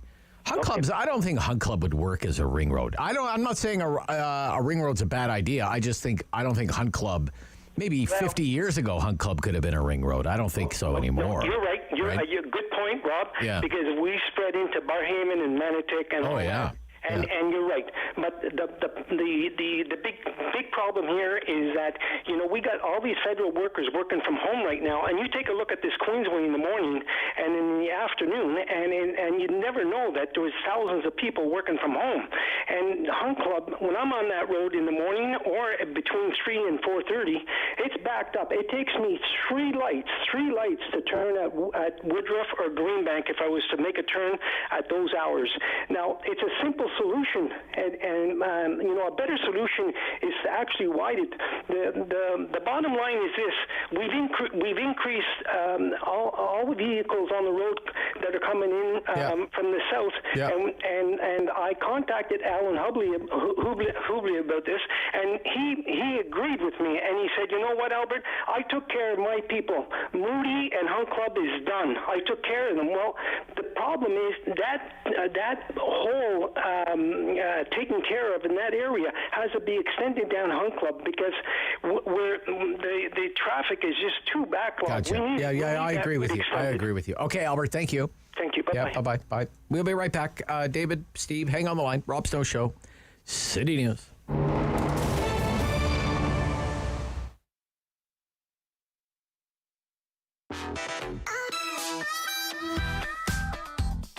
It really is a tremendous source of excitement and joy for the theater staff and I to welcome artists finally back to the theaters. It was a tremendous pleasure to sit on the selection committee. We really have something to cater to all musical tastes, from trippy art pop to straight ahead rock and roll to soul and funk. But it's huge for us to be able to welcome local artists back into the theaters to showcase their amazing talents for people here. Up to the top is where I'm headed and I'm going. You know what? I've checked out some of the stuff already before doing this. I've been hyped and ready to do this because it's definitely being done on a major level. And, you know, I'm here seeing it in person right now, and I'm like, wow, you know, this is what it is, man. I'm happy to be here.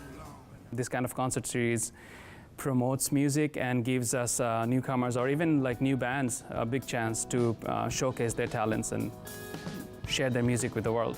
It's amazing that OMIC has organized this and given an opportunity for artists to perform, but also be part of something that I wouldn't be able to create this just on my own. So everybody's talents comes together to create something great. It says a lot about the city that they are engaging the processes that get those musicians out and get them in front of people, and the music is getting heard. So we don't have a thing where like everybody's the best kept secret, right? We're sort of breaking through that wall a lot, and which is exactly what we need. Well, first of all, I'm really grateful for this opportunity. For me, it's a little bit like being officially part of the local artist community in Ottawa. And it's like my first real big show where I'm gonna be performing my own songs, so it's really exciting. What the hell's going on? Why you still holding on? You know, it's a great opportunity for us artists to be able to really get a reach to an audience and a good quality audience too. I'm just happy that I can be involved. I'm happy that I can add value. It's top tier for sure. It really is like a dream come true, especially having so many restrictions in the last couple of years, not being able to jam because we couldn't get together, and then to be able to do it in a beautiful venue like this with the seats in the background and just the whole entourage of it, and really feeling like we're able to put on a real show for the first time in a long time. It's just fantastic. It really is great.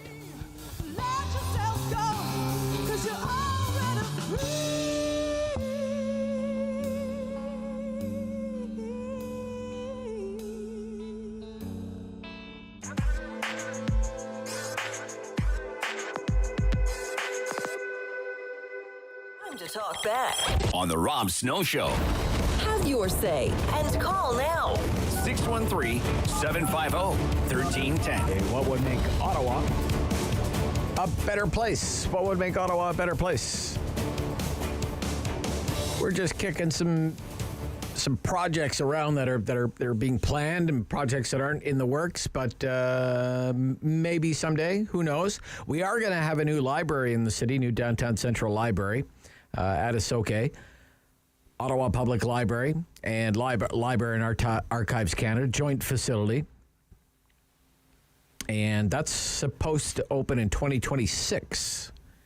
It looks really nice, not cheap, but we're supposed to be a world capital, right? Now, we're not supposed to be small town cheap anymore. $193 million. $193 million. 104 for the library, $71 million for the archives, $18 million for the underground parking garage. The feds are kicking $20 million, they say, for net zero. Going to make a net zero library.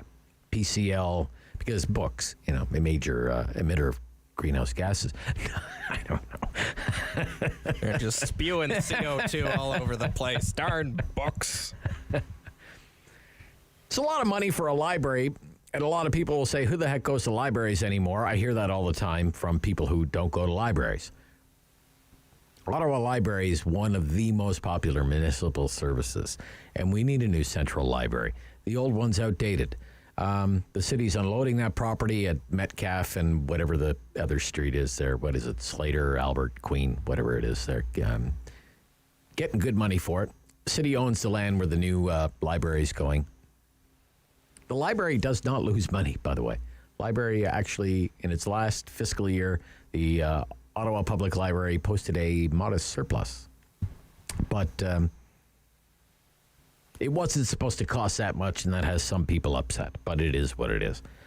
I've been for a new central library for a long time.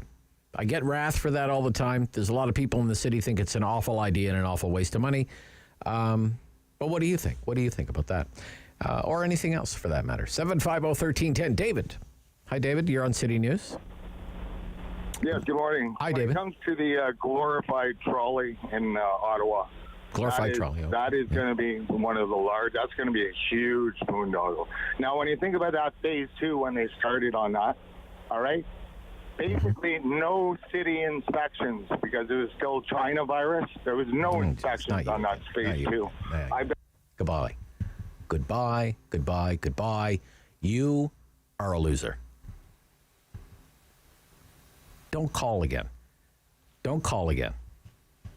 Steve, Ottawa. Hey, Rob, how's it going? Oh, man, some people are. I'm trying not to call in every day now, but you get me going. That's the thing, so. Good, Steve. No, it's good to hear your voice. Go ahead. I lived in Ottawa my whole life, and I drive around quite a bit. So, number one thing, there's got to be a lobby for the ferry in Quebec. You know what I mean? There must be lobbying the government, because if we had a bridge to New Orleans to, like, the Mayo area over there would be great. Another bridge across in Canada. Palmer would be great, because then we'd have a roundabout highway on the 50. If you're coming down the highway from, say, like, Petawawa or something, Are you going to go through Ottawa traffic, or are you going to go over to Quebec and go all the way around Ottawa? You know, it'd be great. Okay. The other thing, when you get off the ferry out in Cumberland there, it'd be nice if a road went north-south all the way, like, say, past Chesterville to the 43, because there's nothing out there. You got to go across, you know, these dirt roads and things just to get over to where you get across the other highway, right? You got Okay. There's nothing that goes like the 10th line should go all the way out to, like, you know, maybe give you a nice 4-lane road that goes all the way straight north-south from Orleans south, you know? And maybe in that south end around Greeley, they could use a community center that would be decent, like with some pools, you know, like they have 3 of them in Barhaven. There's nothing out that way. Oh, really? You know, for you know, swimming or, you know, something for the kids to do. Sure. Other than that, you know, good stuff, Steve. Better Thank you. Picking up the garbage, but anyways, talk to you later. Thank you. Bye-bye. Okay, yep. I'm going to take, Barry called yesterday. Barry, you can call me tomorrow. You called yesterday. I think you may have even called the day before. All right, so we'll take George's call. George? Yes, it's Highway 30 that you take, the ring road that goes around Montreal. Yeah. My wife is from Quebec City. Okay. We have a house there. The 30, and, yeah. I'll tell you, that thing is a lifesaver. It's a great highway. It's time off. Yeah. And it's $2 and change. Yeah, $2 and change. Yeah. Yeah. That's it. So there you go. Yeah, and it's wonderful. You know, imagine all those times you were stuck kind of navigating the never-ending construction site that is the city of Montreal, right? Yeah, it's almost like Ottawa now. Yeah. I heard a line about Montreal. Montreal's a great place. I can't wait to see it when it's done. That's very true. Thank you, and George. It is. Okay. Thank you, George. Yeah, okay. Yeah, the 30. I love that highway. Mark in Ottawa. Mark. Hi, Mark. Oh, is that me? That's you. Oh, I'm sorry. That's okay. Hi, Rob. Hi. Long-time listener, first-time caller. Appreciate that. The biggest thing I think we need, and what I'm worried about the most, and a lot of your callers have been bringing up a lot of great points. Okay. I am worried about the election in the fall. Okay. Particularly for mayor. Yeah. And there's only one name that I can think of that I'd like, and you know him well, and maybe you can coax him, is Walter Robinson, if he'd be interested. We are desperately lacking leadership on council with the mayor. I've never seen the city council, and you notice it, maybe it goes back a number of years, how politicized it got. Yeah. And I think that if you want to run for mayor or city council, then you have to put up signs on your lawn, like if you're a PC, it's blue, you know, just like they do on provincial and federal elections. Because then you can get a slant, because Diane Deans scares me. I forget her name right now, the other one. Catherine McKenney? Yes. Yeah. And she's a career bureaucrat. The city is depending on so much on private sector. The taxes are there was a lady talking on your show yesterday. I got my tax bill as well. And I live in Greeley, where George the Ghost DeRuse represents us. I haven't seen him around here. Our streets are crumbling. We have cold patch over cold patch over cold patch over cold patch. Right. And they want to raise taxes another 3%. Why?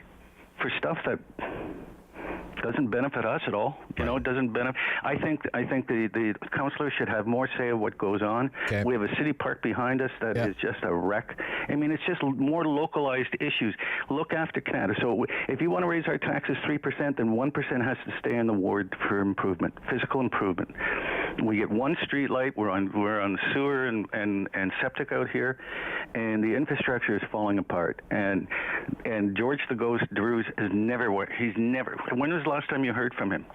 I think you've heard from every other council member on different topics in the last few months. Haven't seen him since he was driving and zooming. Yes, that's right. All right, Mark. Look, we got to run. We're up against the news. Thank you. Yeah, Walter Robinson. I actually texted Walter Robinson because there was it was Bulldog. Ken Gray's site had a report that I don't know, some cabal of right wingers had settled on candidate for mayor, but they were just wrapping up their business interests, and then they were gonna run. And I said, "Is it you, Walter?" And he just laughed. I don't know if that means yes or no, but okay. I'll try and get a hold of him again. Rob Snow Show, City News, back right after the 11 o'clock news.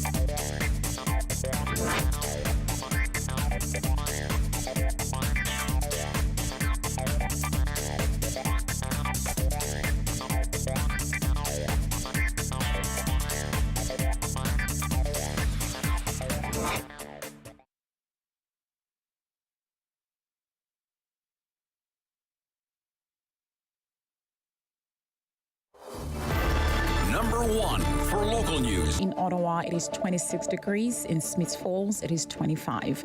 And here's what's making news in Ottawa and the Valley. The ever-popular OLG stage is coming back at this year's TD Ottawa Jazz Festival. Catherine Mead, Vice President, Community, Sustainability and Social Responsibility at OLG, says it is part of the organization's commitment of giving back to Ontarians. For the price of a gold, bronze, youth, platinum or day pass, holders can attend 4 shows per day. The TD Jazz Festival is scheduled to hold from June 24th to July 3rd. And Ottawa's Blue Fest is set to receive $9.8 million in federal funding through the Major Festivals and Events Support Initiative. The funding is to help support the festival return to pre-pandemic scale, as well as support the expansion of the main stage area. Blues Fest is a 10-day multi-stage music festival in Ottawa. It is known for welcoming some of the world's highest profile talents to the city, as well as thousands of tourists. This year's event is scheduled for Thursday, June 7th to Sunday, July 17. And you're being advised to keep an eye on the sky today. Atmospheric conditions are right for thunderstorms that are passing through the area today to be at times severe. City News meteorologist Joe Taylor says that could include tornadoes, and the bulk of the bad weather should be done by about 2 or 3, but could last into the evening. City News time is 11:03. And Canadians can expect to have more control over online data when the federal government moves to advance the digital charter. The legislation is expected to revive some threads of a previous bill introduced by the Liberals in late 2020 that did not become law. The bill would arm the Federal Privacy Commissioner with order-making powers, including the ability to demand that a company stop collecting data or using personal information, and to recommend a planned tribunal impose a fine. I am Damilola Unime. For news anytime, follow up online at ottawa.citynews.ca. Firm. Fair. Fun. The Rob Snow Show returns on Rogers TV and City News 101.1 FM and 1310 AM.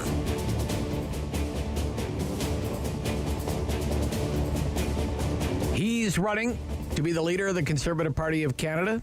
Scott Aitchison joins us on the Rob Snow Show on City News. Good morning. Good morning. It's great to hear from you. It's great to be here. Thank you very much for the opportunity. So where have we reached you today? Where are you today? I'm actually in Toronto. In Toronto, okay. I was walking down the street, so I actually have ducked into a side street, so it's a little quieter. Don't have to deal with the noise of the traffic. But Excellent. It's a gorgeous day in Ontario. So well, I hope you didn't have to go through Pearson. That's all. No, thankfully no. That's good. Not yet. Soon though. So look, it's been interesting to watch this race, to say the least. But I want to get more at you and your beliefs and how you approach Canadian conservatism. What does it mean to you to be a conservative in Canada? What are some principles for you? Well, I think the core principles of being a conservative they're universal principles. They're principles of, smaller government, of, ensuring equality of opportunity, not equality of outcomes. It's about ensuring, that we stand up for our principles, not just at home, but around the world, and that we, stand up for a smaller government and an economy that works for everybody.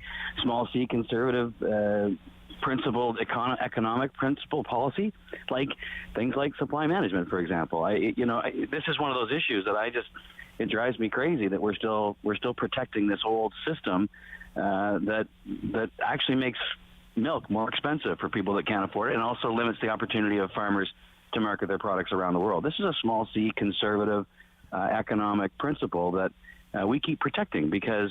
Why? Why do you think that happens? Why do you think that happens? Because the dairy lobbyists are really powerful, and so as a result of that, we keep parroting these messages from the dairy lobby to protect a 50-year-old system that effectively controls the market, which is not conservative. Okay. It's not just dairy, right? Poultry. It's not. Chicken farmers are pretty powerful lobby too. Right? Absolutely. And egg farmers, right? And egg farmers too, right? And my approach to this, though, Rob, I should say my approach to this is not to demonize farmers. I think that they have done really well in the system that was created. Yeah. But it is not a free market system. I think that there are lots of ways that we can improve upon the system that we have now without demonizing farmers, make food more affordable for people that are struggling to make ends meet. And this is a question of affordability. People are really struggling. I'm just dealing with a message from one of my constituents in Parry Sound, Muskoka, who is in tears. She can't afford to eat real food. She has diabetes and she struggles. And she can't afford it. Okay. Food is just so expensive. And so I don't want to demonize farmers. I want to make sure that the federal government you recognize that the opportunities. Sorry, Mr. H. So you recognize that the cost of living inflation is the number one concern right now. Absolutely. Right. And it is a global issue. Okay. So what would a conservative approach be to doing something about the inflationary environment that we're in, say, outside of wanting to fire the governor of the Bank of Canada? Yeah, which is kind of a ridiculous thing to claim. It is a global issue. There's no question about that. It starts in Canada, though, with getting the fiscal finances under control. Literally, the federal government, our economy is firing on all cylinders and then some, and that you have a Liberal government that's still in deficit financing because they think they need to stimulate the economy. That's ridiculous. Our budget could simply be balanced right now if the government wasn't, wasting money. There was lots of, the CERB program. There were lots of pandemic programs that were too generous, frankly. Mm-hmm. They erred on the side of being a little sloppy on some of these programs. The Conservatives made lots of recommendations to improve those programs. They generally ignored us. So the first thing is get the fiscal house in order. The other thing, too, of course, is that we need to do those free market, small C conservative things that make sense to actually make things like food, less expensive. We also need to do things like cancel the carbon tax. I think the carbon tax, there's no question we need to deal with climate change, but the carbon tax punishes those most vulnerable in our society, and people can't afford it. So I would cancel the carbon tax and work to reduce our footprint with smarter policy, basically going after the bigger polluters, investing aggressively in the technology that will help us reduce our footprint, but then we can sell to the world to reduce their footprint as well. But we need to reduce taxes. We need to reduce our spending overall, and then we need to also be working, with the G7 partners and the rest of the world to make sure that we get supply chains working properly again. There's been huge disruptive. Because of the COVID pandemic, and we need to be working with our allies and our partners, and to be a reliable partner while we're doing that as well. Okay.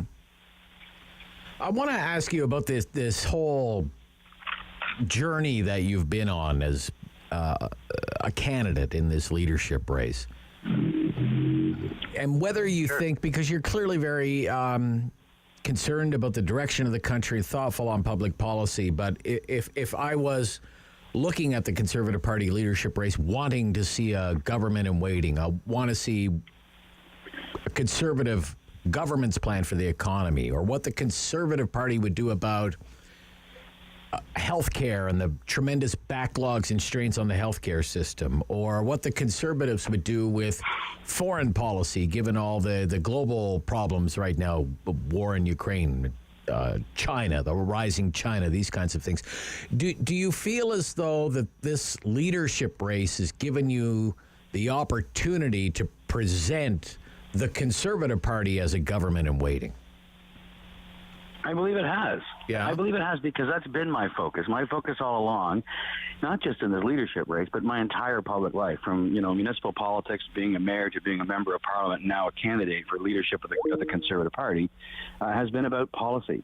And it's always been a focus on actually helping people and solving problems. And I'm not dogmatic on whether the Conservatives or the Liberals have the best ideas.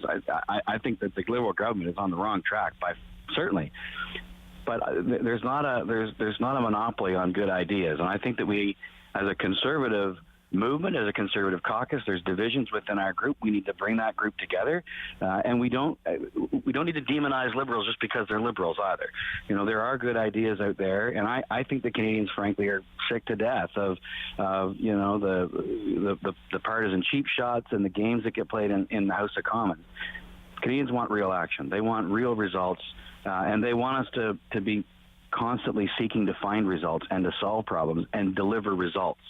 This is what I think is missing from the current government. I made the point on the housing crisis just last week when I was asking questions. If promising billions of dollars was going to solve this problem, we'd have a housing surplus in this country. We don't, because they promise billions of dollars but don't actually get the job done. Conservatives are about actually solving problems and actually getting the problem solved and doing things and actually creating results. And I don't think that we need to be attacking each other as Conservatives. I don't think we should be attacking, Liberals in a nasty way either. I think that we need to focus on results. That's my approach. It always has been. I'm frankly having, a really great time doing it too. I've been enjoying traveling the country and getting to know people, and people are getting to know me better as well. Good. Okay. I do want to ask you about federalism and Quebec, and it's, if you're looking for a federalist who's going to stand up to, say, Legault, who's incredibly popular in Quebec and is probably on his way to a big election win in the fall, but nevertheless he's passing these pieces of legislation that in the rest of Canada are very disturbing, and for minority communities in Quebec they're outright discriminatory. Bill 21, Bill 96, Bill 21, the secularism bill, Bill 96 on language.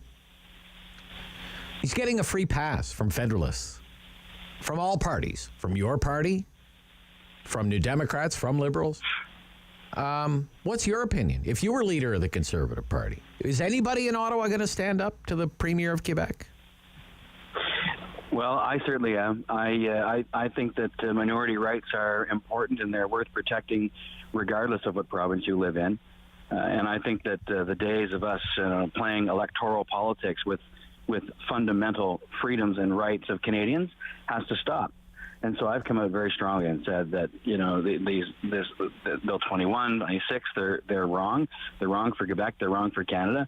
And a Conservative Party led by me would actually stand up against those and push back on these things. It doesn't need to be antagonistic necessarily either, but we need to stand on our principles. And the principles of minority rights should be sacrosanct in this country. And it's time that federal politicians actually said so. Okay. Let me ask you this. There are some questions about whether the Conservative Party is going to be able to even pull this off and get through all of these ballots with so many members signed up. From your campaign's perspective, just how confident are you in the process and that whoever comes out the winner at the end of this, that everything will have been done the right way, Mr. H? I'm confident the party can get it done. I know they've hired extra people to help. I think things are going to be a little bit antiquated in terms of the technology. They're doing a lot of, I think, manual review. I mean, it's important to make sure that the list is accurate and that everyone has followed the rules. I know that the party is putting whatever resources they need in to get it done and to get it done on time. I think they're actually doing a great job. I have lots of confidence in them getting the job done and getting it done on time. I think everything's working out just fine. Okay. Thanks for calling in. My pleasure. Really Thank appreciate you for it. having me. Yeah. Well, no, I appreciate it. Yeah, Thanks. Thanks again. Yeah, that's Scott Aitchison. He's running for the Conservative Party leadership. Coming up next, Colette Bryn from Laval University. Trust in the news is at its lowest level in Canada ever. And we'll talk about that next, coming up. This is City News.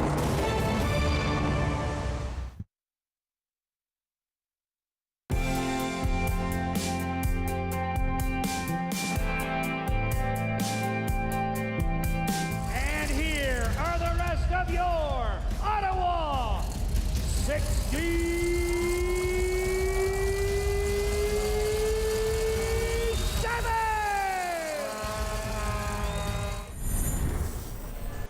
Sean Callahan from behind his own net. Moskowitz, there's a giveaway. Here's Byers, shot right on. Mrazek has it. Ottawa has, for the most part, carried the play in the last 3 or 4 games here, and this is when Barrie's got their chances on poor puck management, puck decisions right there. Ill-advised pass, not a good pass, a turnover, creates the first scoring chance and shot on net for the Barrie Colts in this game. This is what Ottawa's got to do better of tonight, is making sure that their puck management is good. They're crisp when they're solid when they have it. That's the first action. Scores! The Barrie Colts draw first blood. It's Greg Such. Smith out there now for Ottawa. He's going to head in front of the net. Oh, dig it away, scores! Dalton Smith tapped in front of the net. We are tied at 1. Back to the point. Callahan shot's blocked. And here comes McDonald with a head of steam. Shot scores! McDonald with the long shot. And the Barrie Colts take a 2-1 lead. Back to the point. CC walks. Shot. Scores! Cody CC. It might have been deflected right away, right when he took the shot. Something changed on the way to the net. It dipped as it got close to the net. I noticed that. And good cycling. Gus does a great job of being patient with the puck, bringing 2 guys to him. And he'll win it back to the point. CC. Here's Prince. Traffic in front. Down low. Trying to get scores! With 24.1 seconds to go. An icing. Oh, waved off at the last second. Bahena trying to track it down. Rolls deep into the Ottawa zone. CC to meet him. Trying to center it. Bouncing puck in the crease. Scores! With 8.7 to go. Mark Scheifele ties it at 3. Force McNeil to hustle back. Niederberger steers it away. Gustus right on it. Scores! Brad Gustafson from the boards. The Ottawa 67 advance to the Eastern Conference Finals. The little man comes up big for the Ottawa 67s. He'll never score a bigger goal. No, that's for sure. The Rob Snow Show returns on Rogers TV and City News. 101.1 FM and 1310 AM. Yep, 11:19 on the Rob Snow Show on City News. Just a few minutes' time, we do expect to be joined by our expert from the Reuters Institute Study of Journalism. A new report about Canadians and do they trust the news? It's the lowest score ever recorded by this particular study, Reuters Institute for the Study of Journalism. Just 42% say they trust the news overall. They have slightly, but just slightly, more trust in, quote, the news I use. 48%, which is like a little better, but not all that much. But back in 2016, the overall trust score, Canadians and their trust in the news, was 55%, and whatever that is, 6 years later, It's fallen by 13 percentage points in just 6 years. So it's very, very discouraging. It's very discouraging. 42%, the lowest score ever recorded for the Reuters Institute for the study of journalism. And our guest is on the line. Yes, excellent. Professor Colette Bryn from Laval University co-authored the Canadian section of this 2022 Digital News Report. Morning, Professor. Good morning. It's very depressing to be in the news business. Well, I guess, yes, and I know it's hard to hear for someone who works in this area, but maybe, to give you a little bit of encouragement, the fact that the survey was done during the convoy protest, it's possible that, the trust was actually lowered during that time, and maybe with restrictions easing and the news being not only about COVID so much, it's possible that it'll bounce back next year. Yeah, well, I hope so, but I don't find that encouraging because that was such a big news story. Use of the Emergencies Act, Ottawa police all over the streets, protesters, trucks, the visuals, reporters in the mix. It was a big news story. And so, and you would think a lot of people would be either listening on the radio or watching on television news, reading about it in the newspaper, and we want them to trust what they're seeing. So, what's happening? What could help explain the decline that Canadians have in the news? Well, it's not just Canadians. It really is an international trend, and it has been happening before the pandemic. So, the broader context is really the fact, the way that we consume news has really changed and is still changing. That we're getting news more and more through social media, through all kinds of digital sources that are not specifically news sources. So it's getting harder to filter what's reliable, and of course the fact that news media have had all these economic, financial difficulties. Their newsrooms are shrinking, and people are seeing that. People are seeing the impact of that in the news that they get, and they're worried, they're concerned. I do think that the general debate over fake news and more recently, pandemic news certainly hasn't helped. But there are some silver linings in this report, especially concerning what people are, people who are prepared to pay for online news. So people are paying subscriptions, people are making donations in growing numbers, and there seems to be some room even for growth in this area as well. It's a small proportion, right? It's only 15% of people who say they do subscribe or make donations for online news. Most people still get their news for free or through other means. Yeah. But, that's a sign. But we're seeing people who are avoiding news also. Actually, a majority of respondents, 71% of Canadians, said they had at least occasionally tried actively to avoid the news. And this is really a big increase from the last time we asked that question in 2019. Fatigue after all the pandemic news. Negative mental or physical health impact. Too much news about politics or COVID-19 or both. Right. And just being worn out by the amount of news. There's so much news around us that sometimes you just need to filter it out, and that's fine, right? I mean, not everyone is a news junkie. Not everyone is going to be doing this all day. So, some of this I think is healthy, but for sure, like when you see the trust going down, it's certainly something we're going to keep monitoring. I'm wondering why the question is asked. Trust overall in the news, and then trust in the news I use. Why do you want to know the difference between those? It's great that you asked that question, because the trust overall is really how people perceive the media. The media in general. Okay. And then when you ask people about the media that they actually use, well, then that's something that's much more concrete, and what they actually see and what they read and what they listen to.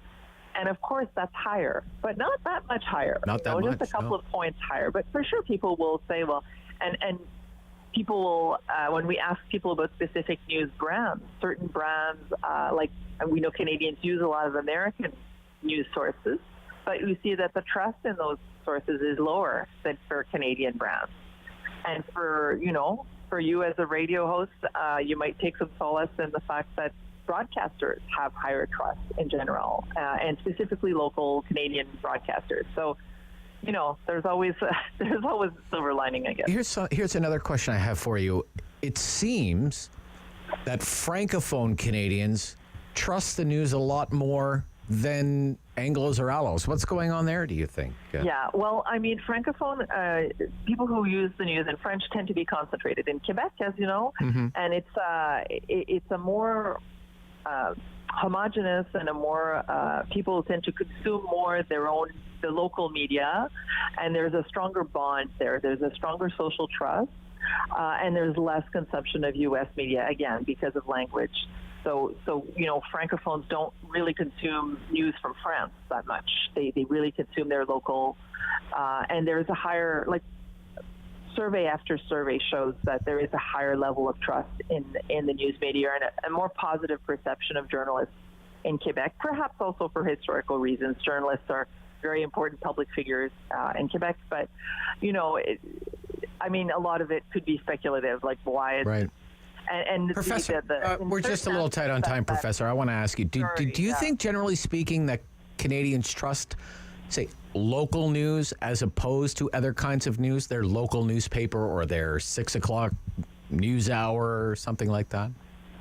Yeah, there is, I'd say, trust and also a very positive view of how important local news is. So they won't necessarily consume it as much, but they realize that it's really important.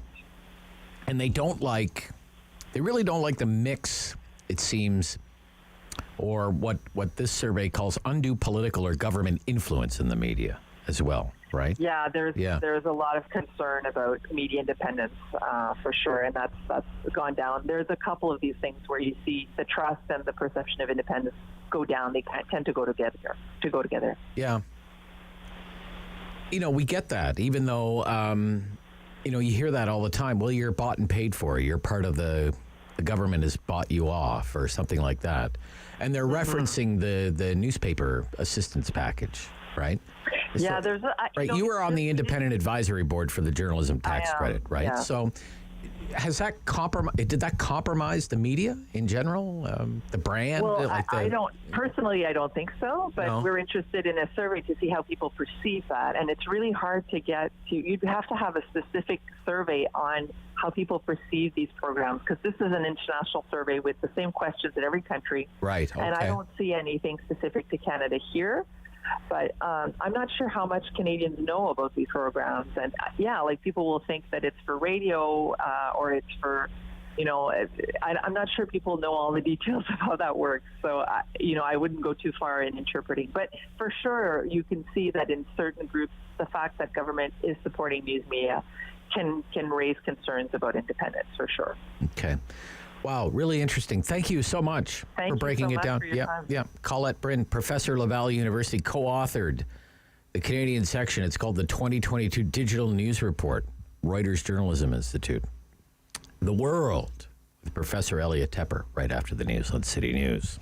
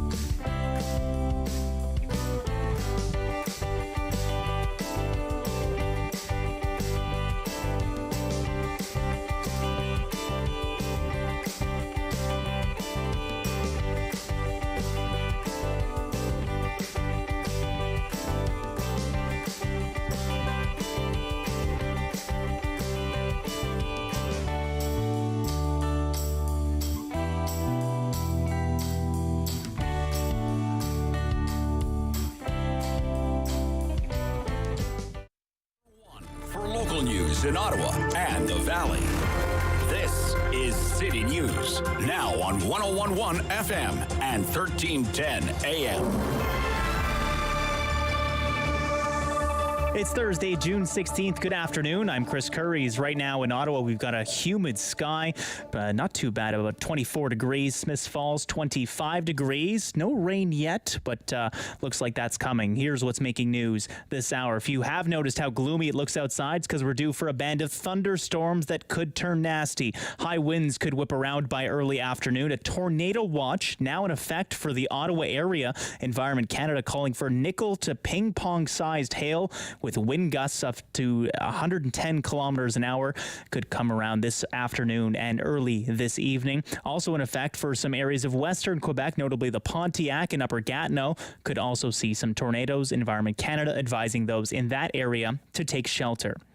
A fire put out this morning in Orleans turned out to be a pot left on the stove a bit too long. Smoke coming from the eaves in the first and second floor to home on Sun Meadow Street off of Carmela Crescent and Aquaview Drive.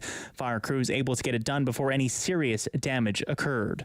And federal funding for Blues Fest to the tune of $9.8 million. The announcement coming this morning to help the festival, which starts in exactly 3 weeks, to return to pre-pandemic scale. I'm Chris Curries. For News Anytime, follow up online at ottawa.citynews.ca. He's the opinionated Ottawa icon. The Rob Snow Show returns on Rogers TV and City News. 101.1 FM and 1310 AM. It's time for our weekly look at world news. It's called The World with Professor Elliot Tepper, Distinguished Senior Fellow at the Norman Paterson School of International Affairs at Carleton University. Good morning, Professor. Good morning. Yeah, welcome back. Let's start once again with the war in Ukraine. Sure. The German Chancellor is there. The French President is in Ukraine. The Romanian President, the Italian Prime Minister, they're all in Kiev to meet with the Ukrainian President Zelensky. What can trips like this accomplish? I think the symbolism, of course, is important. It shows dramatic European democratic support for Ukraine against the Russian invaders. So symbolism should not be underestimated. It's just showing up is itself important, but actually they're doing a lot more than that. They are discussing what are the wartime goals. They want to thrash that out with Ukraine. And Prime Minister Draghi has said, I think the goal should be the total removal of all Russian forces from Ukrainian territory. That includes Crimea. Wow. So he's going back to pre-2014 invasion days, setting what Ukraine might accept or might not accept has been part of the discussion.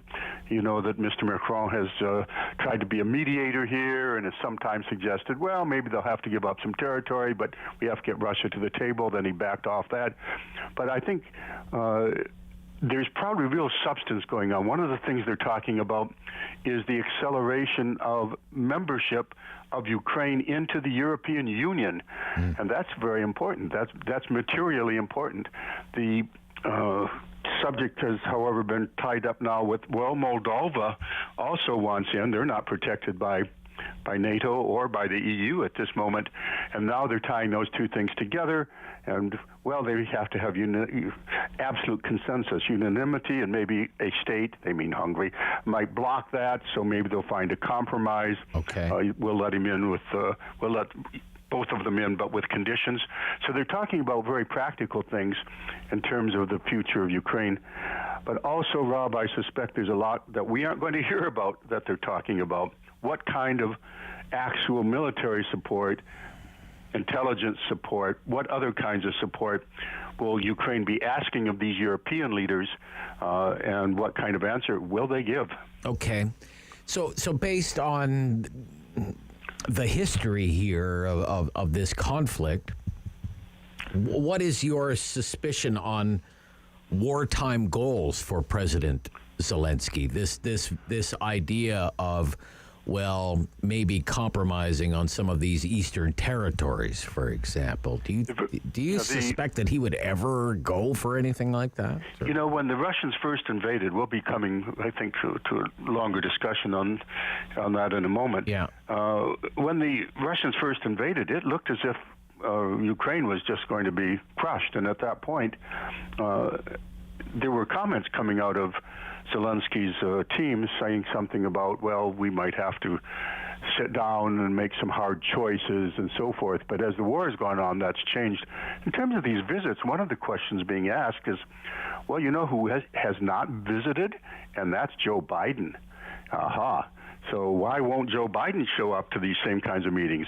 And he's going to now be in Europe, coming off very soon. He'll be, he's going to Germany June 25th to attend a Group of 7 summit, then on to Madrid June 28th for NATO member states, head of all the NATO member states.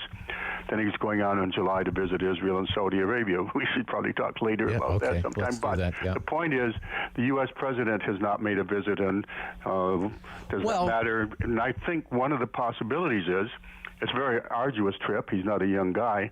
He will be closer to the neighborhood. But, Rob, what would happen if maybe by accident the Russians, lobbed something that killed the American president? That would mean World War III. No, but I'm hearkening back to a conversation that you and I had when I said, well, all of these world leaders have been there, but Mr. Trudeau hasn't been there, and you said stay tuned. Yeah. There could also be a stay tuned. Yes. With the president. If he's going, maybe he doesn't announce it for security reasons, as you say, right? Yeah, so, precisely so. Maybe we wake up one Saturday morning and that's the news that Joe Biden is there. Well, and that did happen with our prime minister. Yes, indeed. Yeah. Stay tuned on that one. Okay. An unnamed, this is the Washington Post reporting this, unnamed senior U.S. official told the Washington Post this week that the Luhansk Oblast would likely be under Russian control in a matter of weeks. Officials said the two cities particularly vulnerable could fall to Russian forces in the next week. So these are these eastern territories. And when you look at a map, it's increasingly becoming red, that territory of Russia. What are the consequences of Ukraine losing so much of that eastern territory to Russia? Very serious. We should remind ourselves that this is really Russia's plan B. Russia's plan A was to have a blitzkrieg, take over all of Ukraine, capture Kiev in less than a week, declare that Ukraine is returning to Mother Russia and incorporated in this non-state. This accident of history would then be rectified, and Mr. Putin would then have a forward position inside Europe. But that didn't happen. Plan B was to fall back on expanding the control over the area they already had. They already had parts of the Donbass, the two oblasts, or the two provinces, we would call them, regional administrative units. Take all of the Donbass, which is an industrial heartland, also very important in terms of minerals and some other economic factors. This is also the most Russian-speaking, ethnically Russian part. The farther north you go, the closer to Russia, the more that's the case, and as you go down southward. So what they wanted to do, and what they're on the edge of completing now, is to complete a land bridge connecting all the way down to Crimea. They need Mariupol for that. Then they blockade Odessa if they can't take it, so that Ukraine becomes a rump state, cut off. They can then incorporate those territories officially into Russia that they have, and that would really continue the dismemberment of the Ukrainian state. The Ukrainians, on the other hand, are saying, look, all of the Russian forces have now been refocused on this mission that you have raised, Rob. They want to take those two places, and that weakens them elsewhere, so that the encirclement game continues. Ukraine is saying, give us the weapons.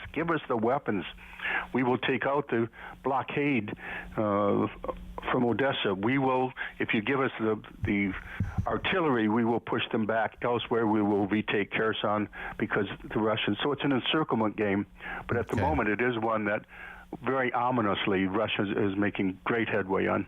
Okay. Let's talk about China and Russia. You have news reports, Chinese leader, I'm quoting from CNN here, Chinese leader Xi Jinping reiterated his support for Russia on sovereignty and security. In a call with his counterpart Vladimir Putin, pledged to deepen strategic coordination between the two countries. This is according to China's foreign ministry. Right. The Kremlin said the two leaders stressed their countries' relations were at an all-time high and reaffirmed their commitment to consistently deepen the comprehensive partnership. The Kremlin summary of the call took this position a step further, saying the president of China noted the legitimacy of Russia's actions to protect fundamental national interests in the face of challenges to its security created by external forces. So how would you describe this latest development in the Russia-China relationship, and what does it mean for us in the West? All of this is very significant, and it links to the first story and probably other stories we might get to today if time permitting. We're talking about the future of democracy and the pushback against democracy by autocracies. To answer your question, this relationship is described by China as an alliance without limits. There's variations on that. But in February 4th, I think we discussed it at that point, Putin actually left Russia, something he hadn't been doing, and he went to China, and he had a long session with Xi Jinping, ostensibly about the Olympics, but they signed a document, saying this is an alliance without limits, and we, both powers, don't like these color revolutions. We're not going to have people's power pushing out leaders. We're not going to have that. So this is an alliance against democracy. There's no question about it. And China at this moment, they've been playing it coy in certain ways. They've been saying initially, well, we aren't really taking sides on this because we have good relations with Ukraine. We are the world's largest importer of energy supplies. We don't want to we don't want to jeopardize that. But we certainly understand what Russia is doing, and they violated their own long-standing. The Communist Party of Russia does not approve of foreign invasions and occupations. Their whole rationale is we were overcoming a century of humiliation when China was invaded. So it gets rather complicated. So this is clearly an alliance against democracy, and they're hedging a bit. They say we're with you, but we can't have our companies run afoul of those international sanctions, Rob. Yes. The secondary implications. So they have to be careful in how they help out. No, we're not supplying arms. We are not. Well, yes, we're buying oil cheap, but that's okay. I think, Rob, what's clear here is that China is unambiguously the big winner, if there's any winner whatsoever out of this current miasma we're in. Yeah. A land war, an invasion of a neighboring state, because China has seen this unprovoked aggression, and they normally don't like that. But if Mr. Putin wins, then you do have an anti-democratic alliance against the West. It's that serious and that consequential. But if that gamble fails by Mr. Putin, China still wins. There's people who say, oh, no, they'll lose face, and they've tied themselves, and they've got buyer's remorse. But if Russia fails in this, China still wins, I think, Rob, because then Russia gets really reduced into being essentially a vassal state of China as it emerges into superpowerdom with all of Russia's enormous natural resources at their disposal. Okay, we'll be right back. It's The World with Professor Elliot Tepper. This is the Rob Snow Show on City News.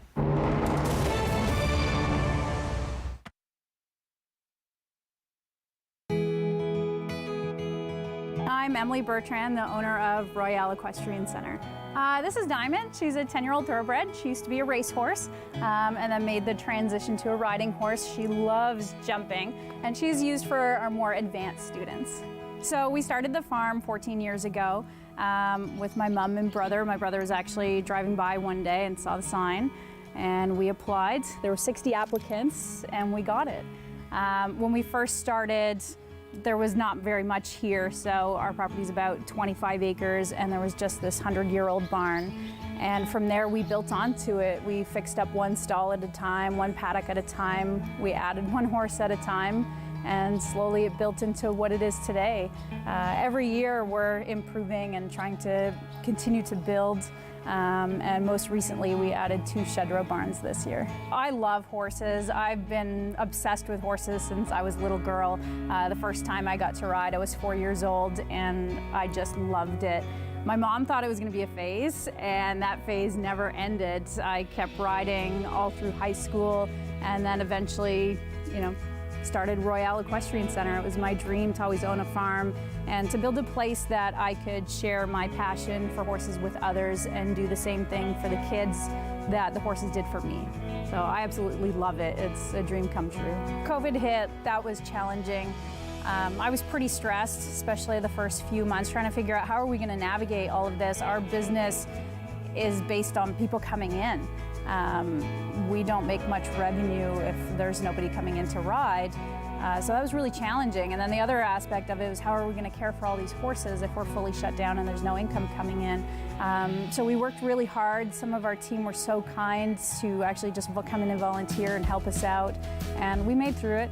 We got through it. It's been hard and a lot of work, but it's also shown us how resilient we can be. So I'm happy with how we're coming out of COVID. Hopefully this is, we're nearing the end of all the shutdowns, but we've, survived it and now we're starting to thrive again, which is great. So we have a great team. We have about 14 coaches, and then we have all our regular barn staff. We have our maintenance manager and crew, and if it weren't for them, we wouldn't be able to do this. It takes a huge amount of people, and then we also have a volunteer program. The volunteer program, it helps with us, especially with our beginner program, so they help with tacking up the horses and caring for the horses when we're really busy, and then they also get to gain some work experience. We take co-op students on. We're quite a busy and vibrant place, and it takes a lot of people to make it work, even through to behind the scenes from our accountants, my family, who are always stepping in to help out. It takes a small village. Rob Snow Show returns on Rogers TV and City News. 101.1 FM and 1310 AM. Back with part 2 of The World with Professor Elliot Tepper from Carleton University's Norman Paterson School of International Affairs. I want to talk about, if you don't mind, Professor, this UK policy. We're going to send migrants to Rwanda. The UNHCR says 100 million people are now forcibly displaced around the world. Conflict, persecution, human rights violations, violence. Syria, Venezuela, Afghanistan, South Sudan, Myanmar, account for two-thirds of people displaced across borders. And we've seen the situation with Ukraine, right? And how what that has done, people pouring into neighboring countries. Every day people are resettling here in Canada. A lot of people who are displaced, they take their lives into their own hands. They try to cross the English Channel and get to the UK. Yeah. In April, the Tory government signed an agreement with Rwanda. The UK government wants to send migrants to Rwanda, and if their asylum claim is processed, it doesn't mean they're going to the UK. It means they're going to stay in Rwanda. What do you think of this? Some people think this is inhumane. It's not only inhumane, possibly, but the courts are involved, and they might get stopped. I think a small footnote to our previous story. Sure. We were talking about China, and one of the big questions is, what about China and Taiwan? And I don't think we can leave that discussion without talking about Taiwan. We just had a substantial meeting in Singapore called the Shangri-La Dialogue, and the keynote speaker was the Prime Minister of Japan. And he said an invasion of Ukraine today it may be Ukraine today, but it might be East Asia tomorrow. So the implications for the democracies of the region, the reorganization of geopolitics as a result of that invasion goes on, and what lesson is China drawing in terms of possible invasion of Taiwan? And that's something we all have to keep an eye on at some point.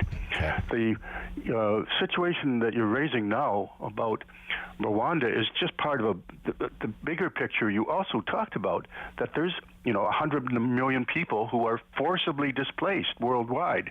Conflict, persecution, human rights violations, and violence, as you quoted it. The situation we have in our globe is that there's going to be a lot of people on the move, and what are individual states going to do about it? We've had our own very mild mini version of some of this ourselves, and we've seen how Canada's been reacting. The situation for the United Kingdom is that they have been, as you said, people crossing the English Channel. Well, these are not people who are Africans. Syria, Venezuela, Afghanistan, and some South Sudan, Myanmar, 2/3 of those who are trying to cross borders. The globe is facing this is demographics. When you get kind of stagnant and wealthy areas, stagnant demographically, we're not reproducing ourselves, and much of the rest of the world outside that zone are both poor and under stress and demographically dynamic. That is, they've got surplus populations. When you've got war, when you've got climate change, and also just economic opportunity, there's going to be a massive movement of people. What are we going to do as a globe to deal with this humanely and properly, and to everybody's advantage to the degree that can be done? In the case of UK, a deal with Rwanda is raising a lot inside the UK, and I think this takes us to the heart of your question. Boris Johnson has made the decision that being the nationalist, Britain, UK first, Britain first, I'll take us out of the dreaded EU and Brexit, and I will be the champion. I will be the leader that is the nationalist, proud Britain. And this is an offshoot of that. So I'm now going to protect our shores, and I'm going to do it in this really extreme way.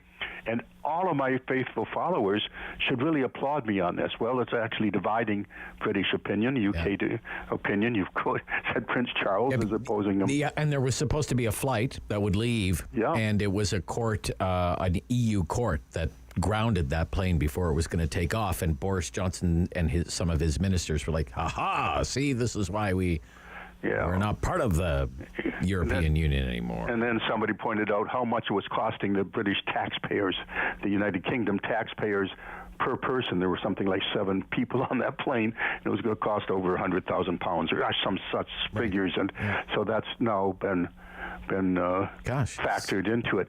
But there's another part of all this is what a fine deflection from Boris Johnson's Partygate problems. Yes. This is, let's talk about something else. Let's make it something so nationalistic that I'm going to remind people that I'm defending, and I'm the great defender of British sovereignty. And, well, it may smell a bit to send people to Rwanda who have no connection to Rwanda. And why Africa? And, of course, Rwanda has rather a grim name and resonance in recent history. Yes. Yeah. So, I think this is working to his advantage, but it's a big gamble. Meanwhile, this is a humanitarian issue that grips the whole world, and the UK is not handling it well. So we have about 2.5 minutes left. The January 6th Select Committee hearings, 2 televised hearings so far, 1 today. Takeaways, please. I think, I'll just say quickly to wrap up, I think the most interesting part was learning the Trump team used what has become known as the big lie as a real fundraising racket. They encouraged people, we need you to contribute. We contribute to our election defense fund. And they raised $250 million. Right. And the fund never existed. Right. Never existed. So it was basically a scam.